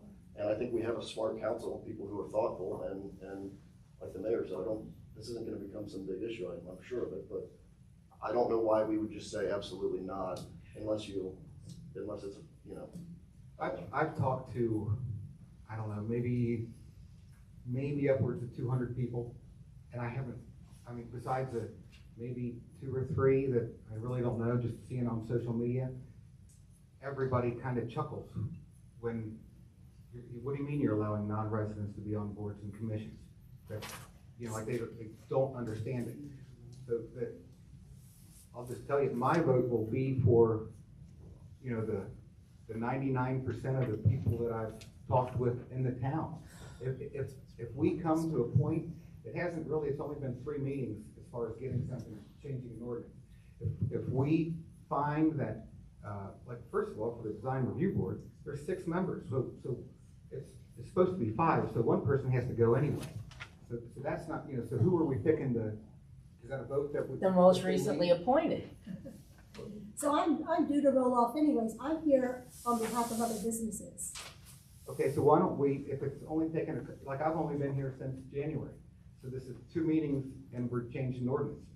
If, like I mentioned, if Frank Geary shows up tomorrow and wants to be on it, it only takes us 2 months to change it. You could have a special meeting and do that. And we could have a special meeting and then we're not boxing it in, but opening it up or like your comment, this would solve it, because you said that, how about having a unanimous vote by city council? And you mentioned that was legal. I'd be for having a unanimous vote by city council. Then everybody through the application process is gonna know, well, this person, everybody in town's telling this council member, whoever it is, You're suggesting for a business person, not for a resident. Correct. For a regular resident, it would just be a majority. No, I'm saying if it's a non-resident, but also business owner, that if like you mentioned. Right, that's fine. Because that's fine. That's fine, I can do that. Yeah. And that's all, it only takes 1 council member to say no, okay, I'd be fine with that. That's exactly what I thought, because at the end of the day, and I mean this, we all want the same thing. We're talking semantics, and it's kind of gotten into this divisive situation. So we all know, just because all the people, I will be the one voting no. If they're non-resident, just making it perfectly clear. I think if you do that though, I think, we talked about I heard some comments, if you're a long-term business owner, maybe it's not the person who just opened business 6 months ago. But I don't know what the number is, 5 years, in the towns before you're eligible. And then if you leave, you're not a resident, you're a business owner, and then you take your business out of town, which you probably wouldn't want to do anyway, but, just to tighten things up. But I don't think we would put that in the ordinance, and it starts to get really convoluted, but certainly that can be part of the vetting process and decision making. Yeah, that would definitely be part of the idea of who we requested to fill out applications and looking at the applications. So if we give you said again, so. So I'm talking about the DRB specifically, because the other, just to be clear, because the other two, boards, commissions, I think in my opinion, it's bad policy to allow a business owner who's not a resident, because there could be conflicting agendas there. I So totally agree. If I you're was a just talking business about the owner, DRB. not in the city, you want density, and I get that. I'm a small business owner, right? I would love it, I'd love more density.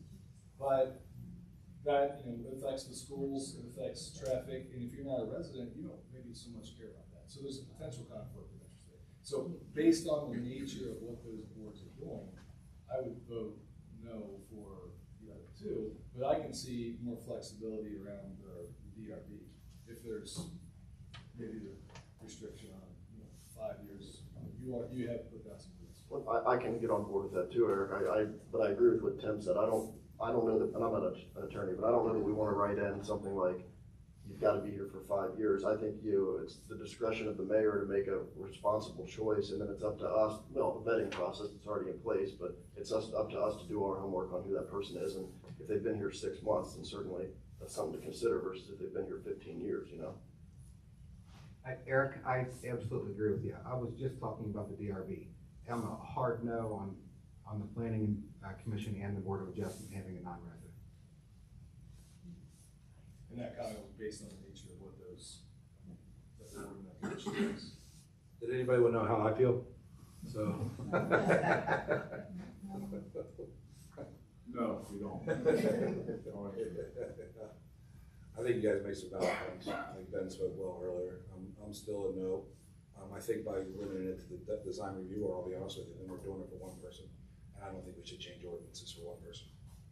I mean, if we're limiting it to one, then we are doing it regardless of whether they are speaking for a mass group or not, that it's still what is happening. And I think you guys spoke very well. And I just don't see, we try to open up the floodgates a little bit. That's probably a bad term here.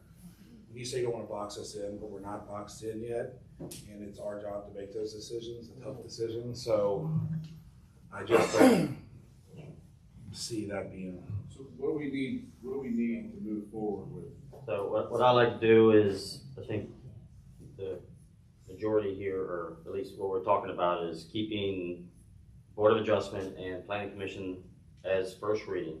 Second reading, the possibility of adjusting it to a business owner if it gets unanimous votes from council. Just for the DRB. Just for the DRB. I don't like the unanimous vote for council piece. I would like to have that not a part of it. I would like to have not box us in, have us options. The vetting process is in place for a reason. The vetting process has worked to date, and removing the vetting process, to me, shows that there's lack of trust in this committee and with the process it's in place, and I don't feel comfortable with that. So I like there is a point where we need to, again, I say this term all the time, adults make adult decisions, and we have to trust the process at some point. There's no reason why we can't trust this process. But when you're saying trust in the process was what comes out of committee, you've always said that the council supports it, and so this is opposite of that. We are in council as a whole discussing it. I wasn't at the committee meeting. So, Eric, did you say were you in favor of unanimous vote for DRB only? I was in favor of allowing non-resident for DRB only with unanimous vote, or you don't care about unanimous vote? I don't have an opinion on unanimous vote. Okay. I was talking about the So you just wanted DRB open to a business owner without unanimous vote? You're no. You will go with the unanimous vote. just because I'm a no, and that means I can be a Right. no. I get the philosophy there. I don't require it. You don't require it, I would require. you wouldn't require it either. So that means we've got 4 for DRB to allow businesses. Because I just don't think like that, like why restrict ourselves for small government. Okay. and- So what we're gonna do is we're gonna start going through these ordinances. We can put for a One other vote question. for, yes. Sorry, one other question on that. So that, just to be clear, if that would go through for the DRB, that would potentially, that's for all 5 members, correct? Correct. So I all was just 5 having a members thought could of be like- non-resident. What's that? All 5 members could be non-resident. If the mayor recommends 5 non-residents and council approves 5 non-residents, which will never happen, yes. But that is technically correct. Right, so that was my thought. I wouldn't necessarily want that to happen, so. I You're was saying one thinking- business owner, Well, if you have 5, I'm thinking a non-majority, so 1 or 2. 1 or 2. You know, I'm just throwing it out there. Can you get behind that? Yeah, I don't have any issue with All right, DRB, up to 2 non-resident business owners allowed. Is this And going that's to be the first reading of a new This ordinance? is, I'm finishing, Jen, here, let me finish here. So this is what we would do, since I've got 4, which is a majority, if council wants to move forward. Planning commission ordinance, we can go for a second reading, and, Board of Adjustments, we can read second reading, have our, roll call vote on that. Design Review Board, we can have a first and a second, we can amend it for what the 4 we're talking about and have first reading again, if that's what council wants. Am I on, Tim? Yes. I would like to add a recommendation. Eric, I like what you were going to, but if we say 1 or 2 business people, 5 years from now, will someone interpret that to mean that we should have 1 or 2? If we don't make a number, I'm just asking the question. If we don't make a number, and we just say that's eligible. It would be up to 2 non-resident business Does owners. that sound like it's encouraging to get business non-resident? I think we could set it out that, it can be no non-resident business individuals, up to 2. I think, by the time we're done, it'll sound neutral. Okay, all right, just asking the question. And for everybody's edification, it'll be resident, we've defined resident, it'll be resident member for planning commission and for board of adjustments. That's the only stuff that will be read today for a vote. Board, design review board, we will modify it and, have a first reading next month. All right. Do you need a motion made to? No, what we'll do is we'll ask for a motion for the DRB. That's a much better way to do it, Tim. So that way everybody knows what the exact language is. We'll send that out. We'll just ask for a motion for a DRB. No one will motion and it'll die. Okay, so we're back to reading it. So Melissa, or It's not my job. Jim. You All were right. missing last month. Okay, ordinance 05. Ordinance 005-2023, an ordinance amending chapter 36, sections 36.040 to 36.044 of the Fort Thomas Code of Ordinances pertaining to the Fort Thomas Planning Commission. All right, so this is the second reading, so it needs a motion for approval. Move to approve. Is there a second? Second. Ordinance needs roll call. Roll call vote, please. Mrs. McIntosh? Mr. Pendry? Aye. Mr. Ellis? Aye. Mr. Beazle? Aye. Mr. Blau? Aye. Mr. Strange? All right, ordinance 06. Ordinance 006-2023, an ordinance amending chapter 36, sections 36.001 through 36.004 of the Fort Thomas Code of Ordinances pertaining to the Board of Adjustment. Move to approve. Second? Roll call vote, please. Mrs. McIntosh? Mr. Pendry? Aye. Mr. Ellison? Aye. Mr. Beazle? Aye. Mr. Blau? Aye. Mr. Strange? Ordinance 07. Ordinance 007-2023, an ordinance amending chapter 36, sections 36.010 through 36.015 of the Fort Thomas Code of Ordinances pertaining to the Design Review Board. I'm not hearing anything. Do we have a motion? Oh, okay. Second? If, we can do that and vote it down. You can vote it No, I down. know. You just, Use it, Jack.